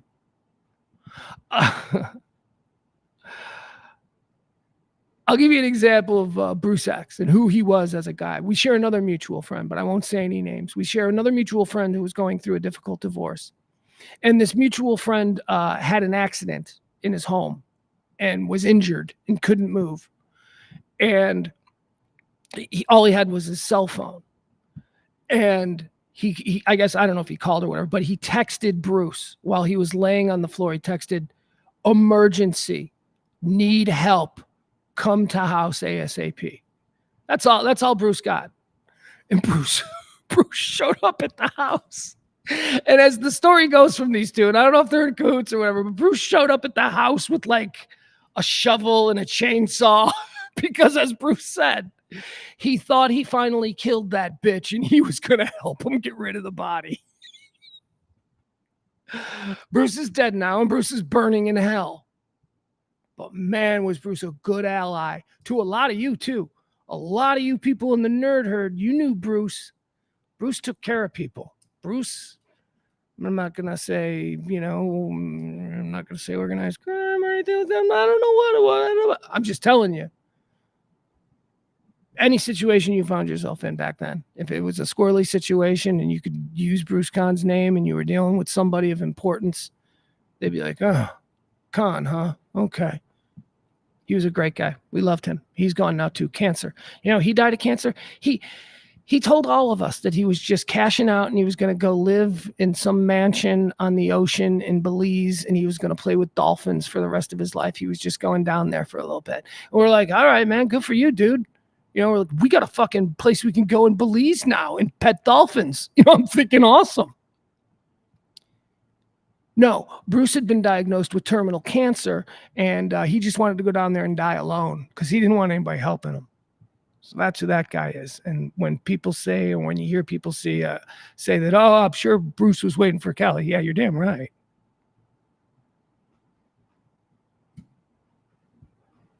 Dodgeball pictures. These are Sybil signing autographs. Our dodgeball team, Team Pugs and Kelly. We got Eric on the end. We got Cody leaning down. We've got Adam. We've got James. Adam was a ringer. He was a good player. We got James. We got me. We got Kelly. Playing dodgeball. Look at us. There's Cody slipping on something. Frank Caliendo with us. Look at me. Look at me. Tenacious D. No Jack, just Kyle. That's what radio gets. If it was TV, they'd get both. Tenacious D. This picture is also one of my favorite pictures. That is young Paco. Young Paco. When I picked him off the phone lines, I picked this kid off. That's obviously Ron Jeremy and Kelly. Kelly and Paco are both passed now. When I picked Paco, just like Kelly, when I picked him off the phone lines, it was because there was superstar potential there. Such a natural. I just thought he was hysterical. And you know how I ended up meeting Paco? Paco was a 17-year-old high school kid who, along with another dude who went by the name Frank Stallone, would stay up late at night over the summer and prank call our radio show and just fuck with us mercilessly. But he couldn't upset us because he was funny, because we were laughing at him. It wasn't just like, you guys suck, blah, blah, blah. It wasn't that. It was Paco just being weird and trying to bait us into conversations and then calling us stupid real backhandedly. He was so funny. And we loved him and we flipped him. We flipped him immediately. He used to always say, he's like, I hated your show until you treated me like a human. I'm like, oh, okay. And then he never left us. He was with us. He was with us all through. Paco was awesome. Paco was amazing. So talented. So proud of him when he was like, I want to be a stand-up comedian. I'm like, what? Okay. My first thought was, because Paco didn't have stage presence. Paco was this guy right here. Paco was quiet. And then you'd walk up to Paco and you'd say, what do you think? What do you think? And he'd say something really funny. And I'd die laughing. And he told me once, he said, and I understand this because I felt the same way about Kevin Matthews. Paco told me once, he's like, man, when I made you laugh, that made me feel like I could do this.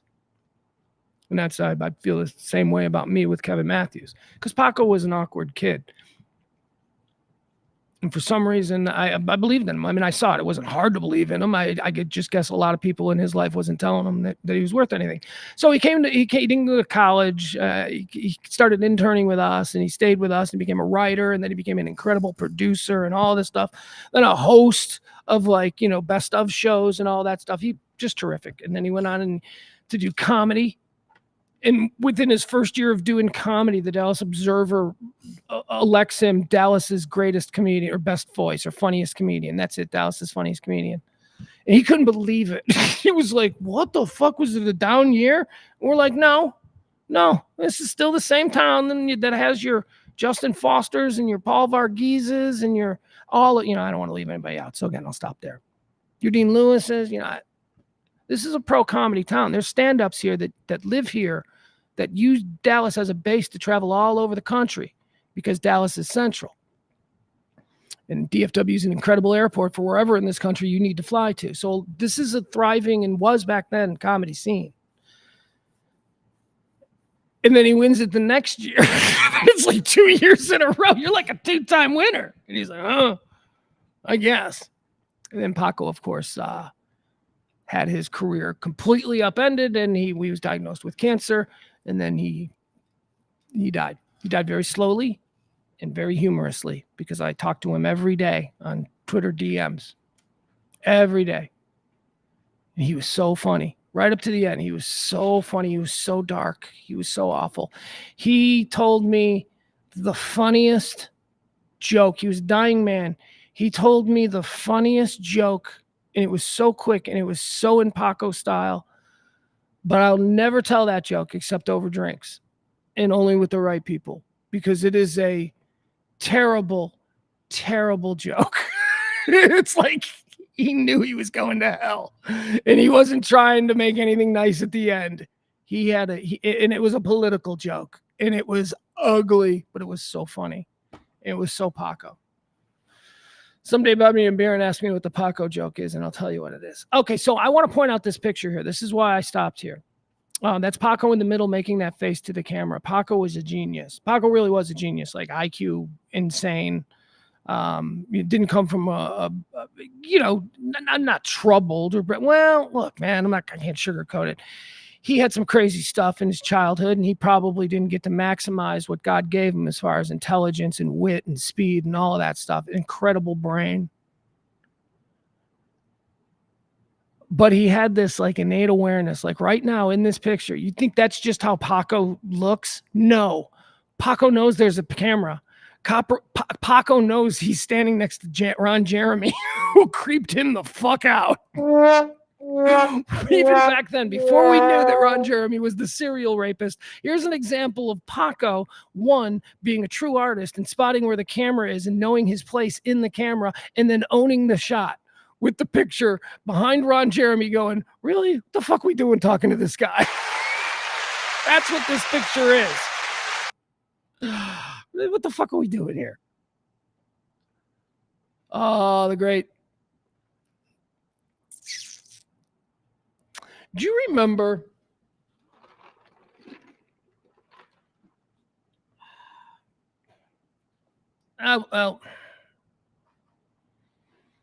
Bob Schimmel? Bob Schimmel was a regular guest on our show. What was everything so sad? Bob Schimmel's dead too. I forgot about him. Bob Schimmel was an incredible comedian. He was one of my favorite comedians in the 90s. So when I got a radio show and I was able to have Bob Schimmel on, I was like, good Schimmel. Schimmel, of course, was most famous at this point for being on Howard's show all the time. Schimmel fought cancer on Howard Stern's show, and he was very funny and very dark and very similar to what I just described about Paco. Bob Schimmel was amazing. So funny. Such a cool guy, too. Such a cool guy. Let's see here. That's Kelly and our buddy Dave. Looks like, that's Tommy. Tommy from Cheaters. It's a regular show. There's Frank Caliendo. There's Kelly drinking again. Yes, we have plenty of pictures of Kelly drinking. Look at that. Look at that right there. Whoa, we got to go back to that. I can appreciate that. She looks gorgeous. She looks absolutely gorgeous. This is an example. You see the wall right behind her? This is an example of what I described, how we would go out and she would hold court. She would make sure that there was a wall behind her so that she had at least one of the three angles protected so that guys wouldn't come by and grab her and try and hug her. And yeah, it's a good example there. She looks great. I think this is probably bell bottoms. Look at how young and beautiful she is.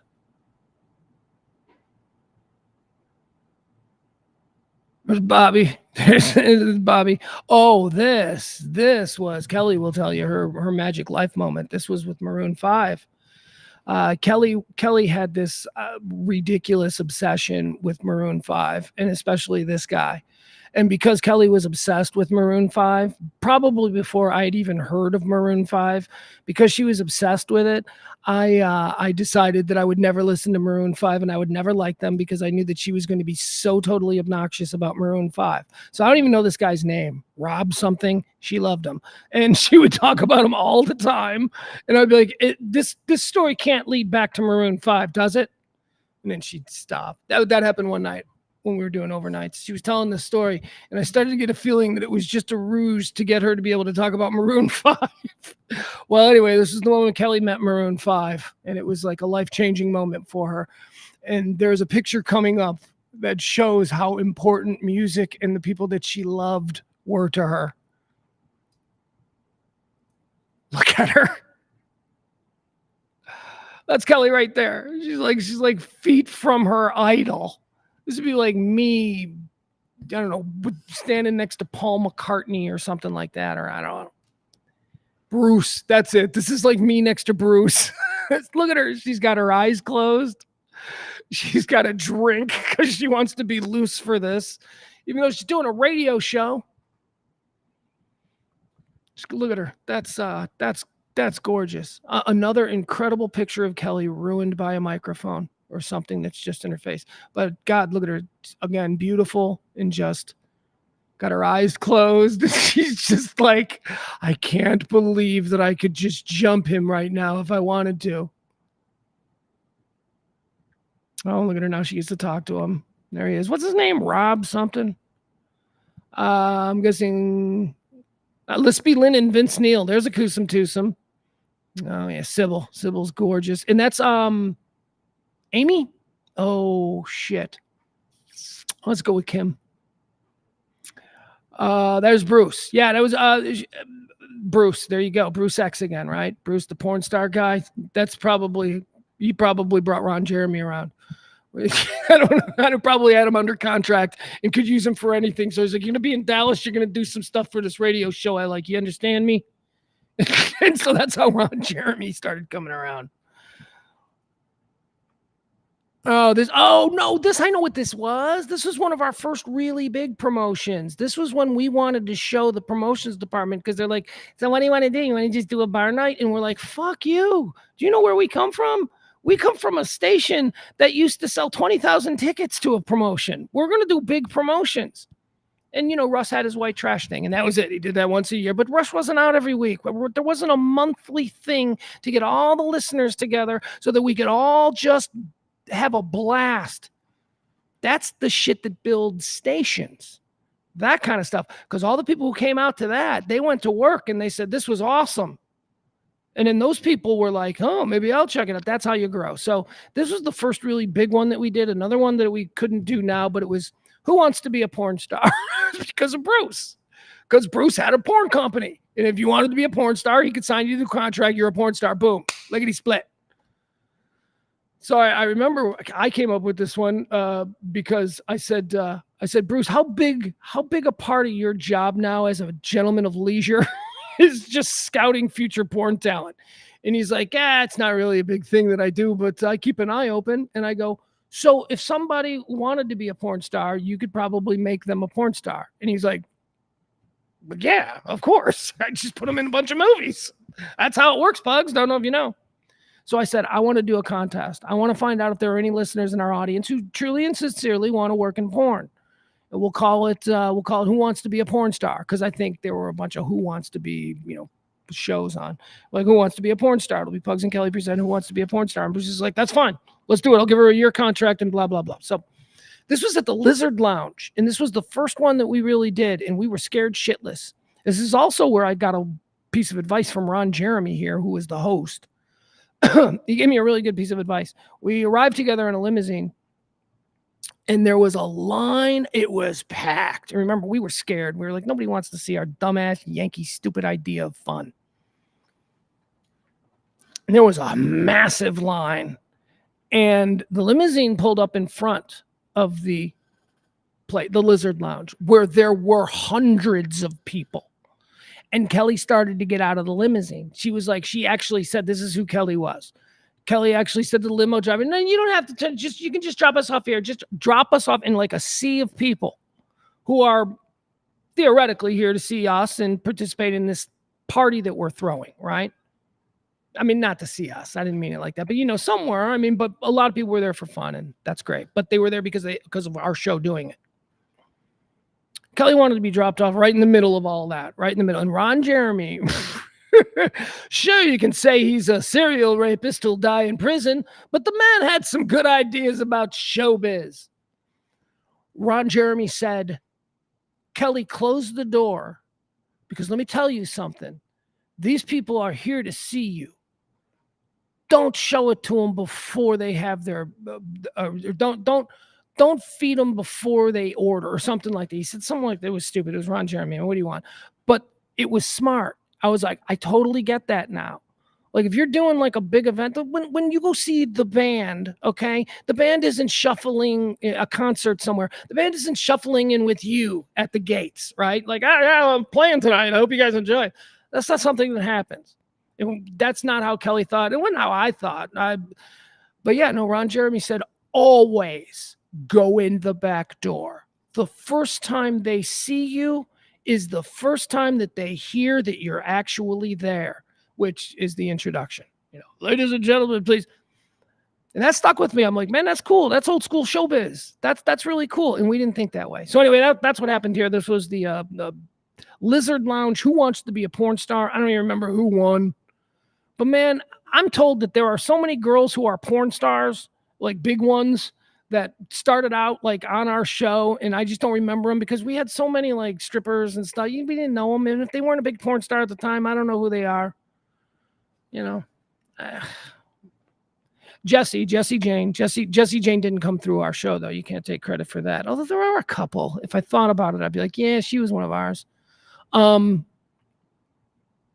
Jesse Jane was a friend. Another person who's dead. Another curse of the Pugs and Kelly show. Jesse Jane. Porn star? Sure. But also like really like energetic, fun, loving, giggly, like just someone you wanted in the room. Like, yeah, bring that person in here. Let her sit on that chair and just ask stupid questions and make us all laugh. She had, and this is no slight on my now remaining sister, Sybil. She had Sybil energy. So if you know that Sybil energy, Jesse Jane had that just in a different way. So we love her. We wish her well. I don't know. There's porn star doing porn star stuff, or someone who wants to be a porn star doing porn star stuff. There's Kelly. There's Sybil taking a poop. There's Kelly. Kelly and people. One of our party buses. One of the nights we just decided to get a bus. Dad, this boy. Woo! You want to talk about people I'm proud of? Well, there's Chaz. Chaz is. I love Chaz. Chaz is always my cousin. Chaz and I are cousins. We can't say brothers because what would that make Eric? What would that make James? What would that make But Chaz is my cousin. Chaz is my beloved first cousin. He ran promotions at the station and was I'd so love to work with Chaz again. Oh God, he is so fun. He is so yes and he doesn't even know it. Yes and is the comedy technique of taking an absurd premise and saying yes to it and then adding to it. He just does that naturally because that's just who he is and he's just brilliant. But that's not who we're talking about here. This is Adrian. This is Adrian.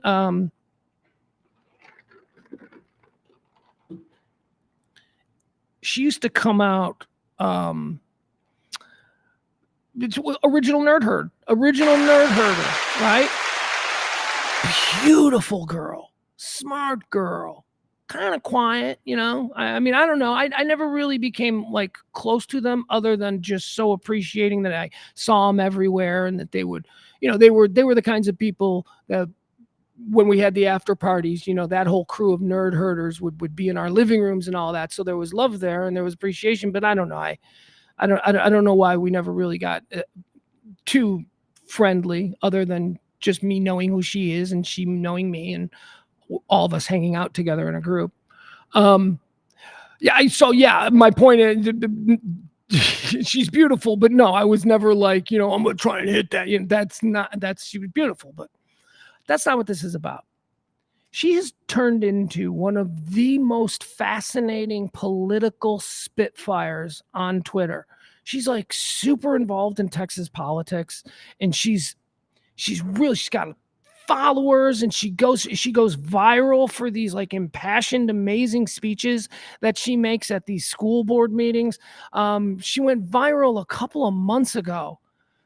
She was Texas mom goes off on school board, and it went viral, and that's her, and she's now involved in politics. And man, I'll tell you, I will move to wherever she lives just so that I can vote for her, because she is so passionate and she is so good. And I can't believe that here she is 20 years ago. She's an original nerd herder. Just another one, and this is a weirder one because, certainly have nothing to do with her talents and abilities. But, another one that I feel proud of, that I'm like, wow, look at that. I knew them when. Here we go. Let's keep going. That guy gets a story. Hold on, we'll give that guy a story. I forgot his name. I think it's Ryan. Here we go. All right, let's see Ryan. All right. This is Ryan. Kelly adopted Ryan for obvious reasons. She's drunk. She's like, we're taking care of Ryan. Ryan was from Mississippi. And our show catered to a lot of people who were new in town, because we threw a lot of these events where everybody can get together, and it was a great way for folks who didn't have built-in friends to meet. And I think that that's why we're all still as close as we are now. Ryan was from Mississippi, and Ryan, for some reason, apparently had all the girls at Tizzy. I don't know. Apparently he's handsome or something. And Kelly just adopted Ryan. Kelly was just like, no, I'm going to make sure that Ryan meets me, has friends, and that Ryan, is comfortable. And I remember we're all looking at her going, yeah, Ryan's not going to have any problem meeting friends. Ryan's going to be talking to a lot of girls. Doesn't just have to be you, mama hen. And he was like 20 years younger than her. He's only like 21 years old. She was probably 35 or something. But it was so sweet, and it was so funny, and it wasn't sexual. It wasn't like she was trying, but she recognized that he was super hot, and she didn't, in a catch, maybe that's how she saw him, as a potential catch for a friend or another girl that she would set him up with. Have I got a guy for you? That kind of thing. That's what she did. But here's what we discovered about Ryan that was so funny. And by the way, he was like an engineer or something. He was like a professional with a college degree and a really good job and all that stuff. But we found out that he was like the most Mississippi you've ever, like he was Mississippi through and through. He was like, he said something and I go, what? Like I didn't understand what he said because of his Mississippi accent. And she goes, you just have to trust that he said something smart. Because he had such a thick Mississippi accent. You just have to trust that he said something smart, Pugs. Just don't question the accent. Look at him. So that was Ryan. That's a funny story. Funny memories, and that's what these pictures are for. KJ, probably planning a bank heist, he and I. It might be Adrian. I'm not sure. There you go. Kelly and her sexy folder, her sexy boudoir pics. That she had those pictures taken for Tyson. So, of course, we forced her to sign them for listeners, which I don't think she wanted to do. No, it'd be great for the station, man. If people think they can get that picture of you, they'll really show up. And she's like, whatever. I work out a lot. I'm not a whore. I know. That was somebody. I don't remember who, though. That's another beautiful picture of Kelly. Robbie Knievel. He was so sad. Robbie Knievel did our show a couple of times, and he always brought us down. He always had some kind of real sad story about, because I played this game with her. I'm like, your dad was awesome. Your dad was like a hero to me as a kid. Evil Knievel, a poster hung on my wall. I bought his toys. And Robbie would always be like, yeah, well, good thing you didn't have to live with him. And I'd be like, what are you doing, Robbie? The man was a son of a bitch, Pugs. I just want you to know that he wasn't what everybody. I'm like, okay, all right. Robbie Knievel was also a cool guy. He died. Another guy who died tragically young. Robbie Knievel, Captain Robbie Knievel. So fun. Do you remember remember when he jumped? He did a jump, and it was one of our drops that we played all the time because we loved him so much. He jumped something, and it went wrong, but he survived, and they rushed a camera into him. And they said, how are you, Robbie? And he said something like, I don't know. I think I bumped my head. Something might have gone wrong or something like that.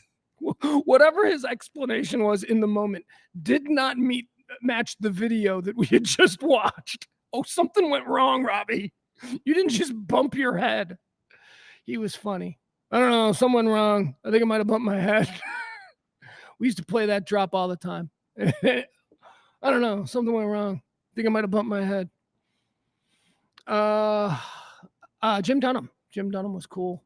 I don't know who that is. That's me in a Bears jersey. What a cliche. That's Preston Pearson, who used to do sports with us. Former Dallas Cowboy, great. Hooters girls, more Preston.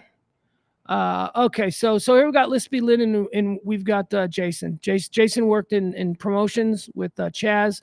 We love Jason. I haven't seen Jason in a very long time. He's an incredibly good person.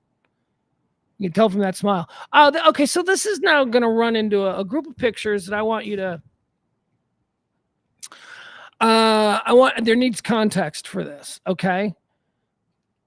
Kelly was when it came to talking about sex and the human sexual experience and all that kind of stuff, Kelly was very modern. She was very progressive. She was she was actually like me, although she liked sex. Like she would talk, I just love sex. I don't know why girls have to pretend like they don't like sex. We want it just as much as guys. We just go about it differently. You know, that was kind of her whole thing.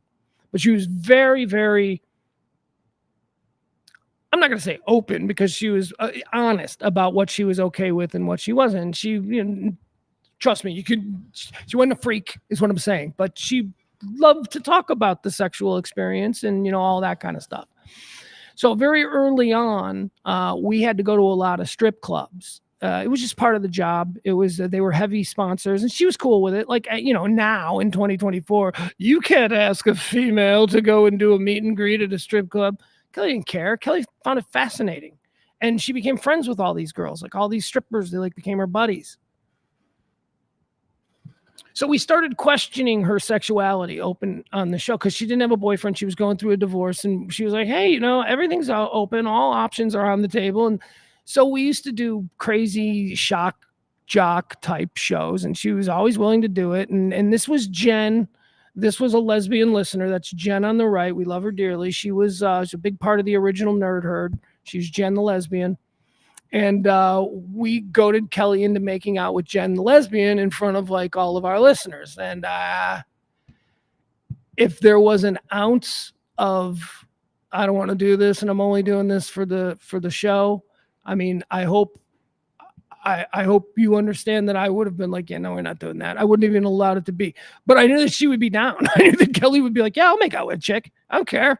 Jen's hot. I like Jen. And Jen was beautiful. That's Jen right there. Big, cute smile. So Kelly was down. So that's the context that you need for these pictures. This is Kelly exploring whether or not now that she's divorced, exploring whether or not she wants to go out with women. There they are kissing. All right, we'll move past that. It was like, I do remember going, Kelly was certainly comfortable with that. There was no awkward. She was special. There's Bobby. There's Bobby drunk. Drugs and a gun, man. Serious stuff. Yeah, that's, I forgot his name. Oh, I just remembered. I asked this question earlier. I'm like, did any of our that's Katana. Katana was an adult film star who I think she won the Who Wants to Be a Porn Star contest. She turned out to be really nice and she didn't do porn long, but she was the first winner. And I think that's backstage maybe, or no, that looks like it's in the station. I don't know why she's naked. We didn't make girls get naked. I'm sure that this was Bruce's idea. Go in there naked. Like, oh, Bruce. She doesn't have to come in naked. Katana was really awesome. I liked her a lot. She was cool. There I am with Katana. All right, there we're on one of our trips. There's Bruce. Bruce was such a baller. We love this about Bruce. All of our trips that we went on, many of them we took listeners with us. And we did, we're going to give away tickets, the way most radio stations did. Bruce went on all the trips anyway. Bruce was just like, what flight you on? All right, I'll book what hotel are you staying at? Bruce went everywhere with us. I told you he was our guardian angel. And he was also on these trips, and you'll see that's why there was another picture of Bruce and Sybil on some kind of carnival ride somewhere in Mexico. Sybil can speak to Bruce better in these moments than I could. Bruce went with Sybil on these trips as a big brother, as a best friend, as someone that kept the freaks away, as someone, that we knew that where's Sybil? Oh my God, Sybil's 24 years old. She's adorable. She's drunk and she's running around with listeners, right? We don't need to be worrying about that. So Kelly would often say, oh, she's with Bruce. And we'd be like, oh, okay, she's good. Bruce doesn't drink. Bruce knows how to dispose of a body. And Sybil's fine as long as she's with him. So this is an example of that. The two of them on their trip together. Well, with us, we were all going. Don't know who that is. No clue. That's James Parker drinking. This is again in Mexico on one of our trips. He seems to be pulling straight out of a bottle, and Sybil is amazed by this. There's Sybil. I don't know what that is. Something about Bobby. There's Sybil. Look at that. Look at that smile. I mean, I swear to God. I mean, was there anything better? And then with the giggle behind the smile, get out of here. Oh, this was Carmen Electra. Yeah, I remember this. This was this is when I declared that I've just sat across and spoken and hung out with the most beautiful woman I've ever laid eyes on. She was so beautiful. She was sitting right there, and I was like, oh my God, she is beautiful, which is why it was so important a couple of years later when I would sit across from Kim Kardashian and declare her the most beautiful woman that I've ever sat across from. Well, here we are with Carmen Electra. She was very nice too. She was, we were worried about her being a bit of a diva, but she was cool because the deal with her was she was supposed to come in studio. And this is cool of Carmen Electra. She was supposed to come in studio. She was sold on it was going to be a studio thing. And then we ended up having an appearance. And I think that she came out and she very easily, and we were totally comfortable with her going, I'm not coming out because it's an appearance. I didn't agree to be around. I came in for an interview. But no, she didn't. Carmen Electra came out and people were thrilled and it was cool. I remember thinking Carmen Electra was very cool, man. She was a really cool chick, regardless of whatever her public perception is. Like I'm talking about, when the cameras aren't rolling and you're just standing there waiting for a bus and you're talking, she was a really cool chick. Don't know how she put up with Dennis Rodman and Dave Navarro. Bowling for Soup, our house band. Love these guys. Can't say enough about these guys. The Pugs and Kelly house band. Every good radio show should have a band. I don't know how many of them are lucky enough to have their band while they're being their show's band start having national hits and touring the world, but that was an incredibly cool thing for us to watch happen with these boys. Bowling for Soup, of course, local legends. So fun. One of the great stage shows. I'm a big Bare Naked Ladies fan. Because I love their stage shows and I love what they do on stage. They're different. It's a different experience. Bowling for Soup has a lot of that in them, except they're 90s, early 2000s skater punk kind of like a Green Day. If you're unfamiliar, and you shouldn't be. Is their biggest song 1985? Is that it? She still thinks it's 1985 or whatever. They were great. They were the most incredibly cool dudes. You totally expect after the people who have been getting exposure on your show because you just like them and because you think they're talented, you totally expect them to forget all about you once they get big. Man, it was like we were their first stop after world tours. They were checking in from the road. We were so excited for them. That's a great memory. The Pugs and Kelly Show house band with Bowling for Soup. I don't know what this is. This looks to be another one of those Kelly seeing if she's a lesbian or not. All right, she doesn't look real comfortable with this one. This exotic dancer is trying to kiss Kelly, and she does not look comfortable here. Unlike with Jen. I think Jen had a real shot. See, Kelly does not look comfortable there. She does not like this. I don't know what that was. All right, there she is hugging someone. There's Sybil. And that's going to do it. I think that's all of them. Okay. Oh, that was nice. That was good time. That was fun. All right. You know what? I think I'm going to wrap it up for the day. We've done a good, solid, long show. Al says Bare Naked Lady was better with Stephen Page. Bare Naked Ladies, I only accept a Bare Naked Lady with Ed and Stephen together. So don't give me they're better without. They are only Bare Naked Ladies when those two guys are together. Love those guys. Let me see if there's anything else. I see that I've kind of worn out my welcome a little bit with the audience. You know what? We'll play one more thing. Oh man. I don't know if I should stick around. You know what I'm gonna do? Here's what I'm gonna do. Kind of maybe have to go to the bathroom. So maybe I'm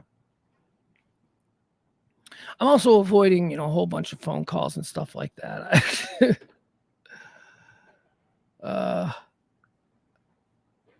Hold on. Sybil just sent me a text. Once again, I want to remind you, there is a GoFundMe page for Kelly's children. Kelly Mohr, my partner on the Pugs and Kelly show, has passed away. She died suddenly and unexpectedly on Monday. She has 2 young children that need some immediate attention, and there is a GoFundMe set up to help them. Help Declan and McKenna, who you may remember. Declan and McKenna are taking care of the little boys now. And they're young kids in their 20s, and they love them. These are their brothers, but one's a school teacher and one's an actress in Hollywood who has just flown back to take care of her kids. So the GoFundMe page is designed to get them through the next couple of months while all of the legal wrangling about estates and all that that's really what it is. It's the reality of life. Yeah, sure, they're going to be okay. Kelly wasn't destitute or anything like that, but she was going through an estrangement. I mean, a divorce, whatever you want to call it. And she died suddenly and unexpectedly. And it does, the fact that their college is going to be fine doesn't mean that they're going to be able to have dinner tomorrow or, a place to live or whatever. So if you can, the GoFundMe is at pugsandkellyshow.com. That is just a link that will direct you immediately to the GoFundMe page, set up as a ease of service for you in case you're unfamiliar with GoFundMe. How do I work GoFundMe? You go to GoFundMe. If you know how to work GoFundMe, go to GoFundMe.com and just put in loving memory of Kelly Mohr. But if, that's too much for you, it would be too much for Kelly. It would absolutely be too much for Kelly. You can go to pugsandkellyshow.com and it'll take you right there regardless. Thank you to everybody who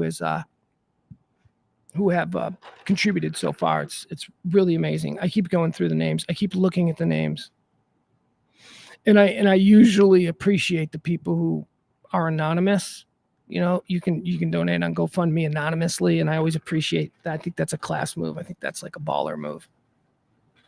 But not this time. This time I want to see the names. This time I'm loving seeing the names of some people who I bet Kelly didn't even think remembered her. So that's really cool. Here's what I want to do. I want to play one more bit from the old Pugs and Kelly show. This one that I'm going to play here, and this will be the last one we'll do of the day. This one warms my heart because it was the first time that we sort of connected with somebody who would become one of our favorite guests and somebody that I loved. I love this dude. I mean, when I lost track of this guy after we lost the show, it was like heartbreaking. I'm like, I really wanted to be friends with him. I wanted to be out in LA and be able to call him and say, let's get beers. That's what I wanted. So I want to play this bit for you. This is again from the Grammys. This was the first time that the Pugs. Oh no, was this the first time? I think this might have been the second time. This might have been the second time we had him on, but we would have him on regularly because we created an award that we would give out monthly. The award, well, now I'm going to tell you who it is. The award was the Patrick Warburton Manliest Man Award. And what we did on the show was we would find a news story where somebody just did something insanely masculine, or whatever. I mean, we would give it to women too for doing like incredibly cool and heroic things. And it was because Patrick Warburton, if you remember him, he's a whole bunch of things, but most famous for our generation, he was Putty on Seinfeld. He was Elaine's boyfriend, Putty. And anyway, he embodied masculinity. That's every character that he played. He was always like really direct and to the point, and no bullshit. And he was big and he was handsome. You know, he was just that guy, a little bit dense, a little bit dumb.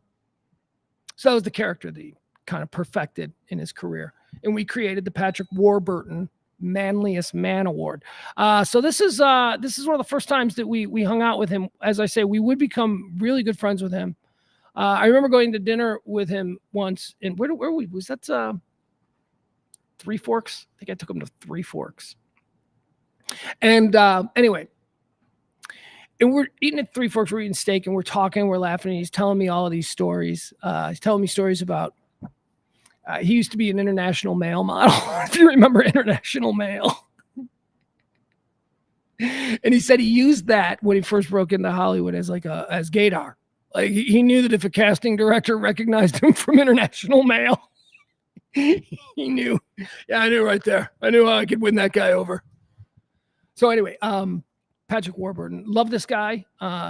So here, this is us at the Grammys with him, and I think this is the first time that we announced. We told him that we had named a special segment after him, and he looked really flattered. And I think that's why we became friends, because I think he was like, "Oh, these people actually do like me." So here it is. One more. Classic Pugs and Kelly. This is from the Grammys. This is Pugs and Kelly meet the manliest man in the world, Patrick Warburton, a.k.a. Putty from Seinfeld.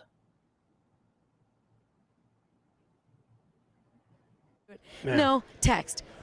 I'll be home later. Look at that. You don't have to hear her bitch. Yeah. And you get to be home later. Yeah. You know who doesn't hear anybody bitch, though? It's common courtesy. And you know what? If you're going to be late, you're probably going to get your balls broken anyway because, you're already in trouble. At least, relieve her of the worry of you being dead in a ditch somewhere. Hi, Patrick Warburton. Do you call when you're going to be late when you get home? I can't get contact. Kelly, I make the mistake at times of not doing that, and then I get in big trouble. Now, honestly, is it a mistake, or do you just choose not to? Sometimes I just choose not to. If I've really been drinking a lot, then it's a mistake. Yeah. And then, of course, I don't drive. Right. That's the call my wife loves to get. Listen, honey, I'd be safer if I slept on the couch down here. You loser. What does she tear me outside? I'll take a cab home, I guess. I don't know. Well, all right. Just wondering if I do want to point out that you are getting to see the fabled Pugs and Kelly booth at that. There were only like 3 of these. And because we sold the Grammys so hard that they awarded us the booth. And there were some places that other DJs were set up that sucked. They were loud. We had leather seats. It was great. It was like the Frank Sinatra booth. And it's also one of the reasons that we got a lot of the guests that we did, because they just assumed that we were more important because we were in a booth that looked like an important person booth. You called all the time. No. No, you know what? You should. It's a courtesy. No, you call. shouldn't. No, you know what? Wouldn't you be ticked if she didn't call you? If she was supposed to be home at 10. Oh, now absolutely. It's 11:30. Because you're worried, right? Oh, absolutely. Yeah, you don't have to come home. You don't have because to keep I'm it worried, scheduled. and there's a double standard, and that's the way it is. Yeah. And that's why, Patrick, do you realize that we have an ongoing segment on our show that is dedicated to you? Randy, can you hit it for him?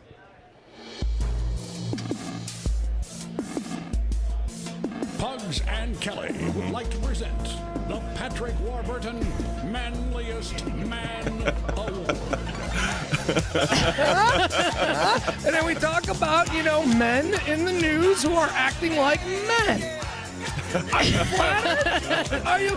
It has been my contention that throughout every role you've ever played, you have epitomized the man, the masculine. I love this because he is genuinely appreciative of this. I think this is the moment that he decided that he really liked us and wanted to be our friend. The role you've ever played, you have epitomized the man, the masculine guy. And now as Jeff in Rules of Engagement, which, is one of my favorite shows. Look at that pro move. Flatter him, and then immediately to what he's there to promote. Boom. Flattered. You're the greatest. Oh, yeah, I was working him. I was, you know how I'm Jason Momoa sexual, which means that I'm not gay. But if given the opportunity with Jason Momoa, I'd have to think about some things. I'd have to really take a good hard look at myself and what I expect to get out of life. I think back then I might have been a little bit of, Patrick Warburton, if you will.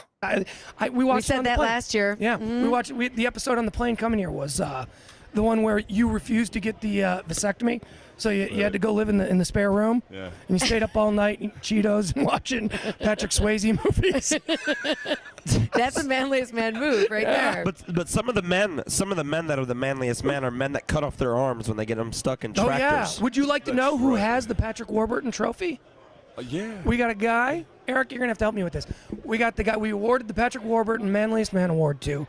A guy who got his arm trapped in a tractor, and then through spilling gasoline, the tractor caught on fire. So to escape the fire, he took out a pocket knife and cut his arm off. Oh my God. Now that's a man. That's a man.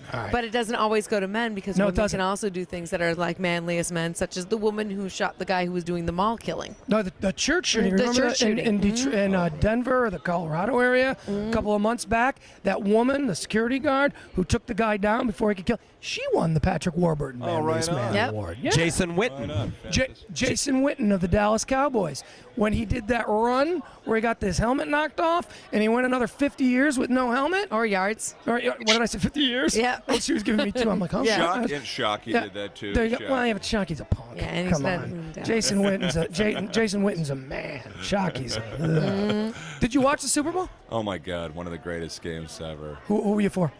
I was rooting for the Giants. Yeah, just like everybody else. Yeah. Well, they were unfair. I thought the spread was wasn't right. Ridiculous. It was ridiculous because the Patriots had basically gotten beaten on the field by Baltimore. Except for that timeout that they called there. Otherwise, Baltimore would have won that game. Yeah. And Philadelphia almost beat them with their third-string quarterback. Giants almost beat them. And the Giants almost beat them, and they were running up the points, the scores early on in the season, and a lot of the teams got them more figured out in the second half. But the way the Giants played in Dallas and then in Green Bay, you just knew that they were coming in and they meant business. When people are saying, can't believe it, for a perfect season shouldn't have ended like that. That's how they ended. They were on the winning side of that same scenario all throughout the season. Yeah. They just got it back to them. That's true. The fact of the matter is, too, you get that perfect season.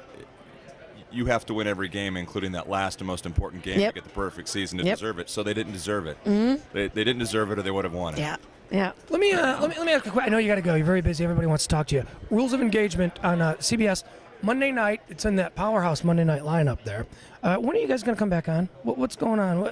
Do you have any episodes in the can that maybe in a couple weeks you might show some new ones? No, we don't have anything in the can. We only did 7 our first season because we were a mid-season show, and we only did 9 this year because of the strike. So we got 16 total episodes, all of which have been rerun maybe 3 times. So we just the New Adventures of Old Christine was a mid-season show, and they've got 13 new shows. So they just put those in our spot.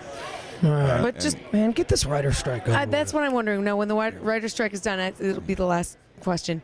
Do you start back right away, or is it like summertime? It wouldn't be right away, but they would probably expedite things to get us, moving. Okay. Yeah. Just wondering, does that take us up to summer break? Time out. We're going to let you go. Patrick Yeah, man. Warburton, Rules of Engagement, one of our favorite guests. In fact, one of our favorite segments. Yes. Thanks. Can I make a quick plug? Please. Oh, yeah. Oh, anything yeah, you want. absolutely. You're the one that's got to go. Stay as long as you want. My brother-in-law, he's married to my sister. They have 3 beautiful children, and he's a fireman, but he's been working really hard at this company for 4 years. Smith Laredo. If you want concrete, tiles, flooring, it's called Smith Laredo. Look them up. What do they do? It's they make concrete tiles and for outdoor, indoor at your house. They got a website? Yeah. Is this in Dallas?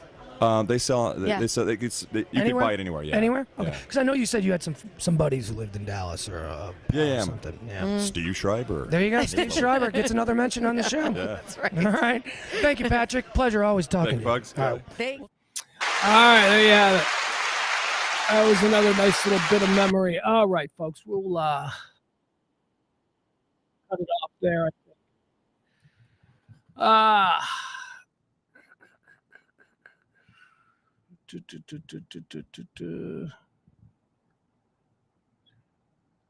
Big Luke just said, "Do it. One more thing." What is that? Why does that resonate with me? Is that a thing that we did? God, see, this is what going through all of these pictures and, spending this time with you guys and talking about Kelly and all that stuff. This is why it's so incredible. Because Big Luke just says something like, do it, one more thing. And I'm like, wait a second, one more thing? Was that what? Didn't we used to do something called 3 things? I don't know, whatever it is. All right, folks. Tomorrow, I don't know, I think tomorrow we may do a little bit more of the same thing. Maybe we'll talk to some people tomorrow that we didn't get a chance to talk to. But thank you all so much for participating in this, what has turned into a fairly public mourning of my partner and bestest friend, Kelly Mohr, who passed away unexpectedly on Monday. Once again, I'll remind you that if you want to help him out with the GoFundMe, you can go to pugsandkellyshow.com. It's a direct link. It'll take you right to her GoFundMe page. GoFundMe.com in loving memory of Kelly Mohr. Or just go to pugsandkellyshow.com. It's that easy. So, I think that's going to be it, man. I'm tired. I haven't gone to the bathroom. Do you know that I signed on today at 3:00 thinking I should probably go to the bathroom before I do this? And I haven't. And you didn't need to know that. That was too much information. But isn't that what Kelly would have wanted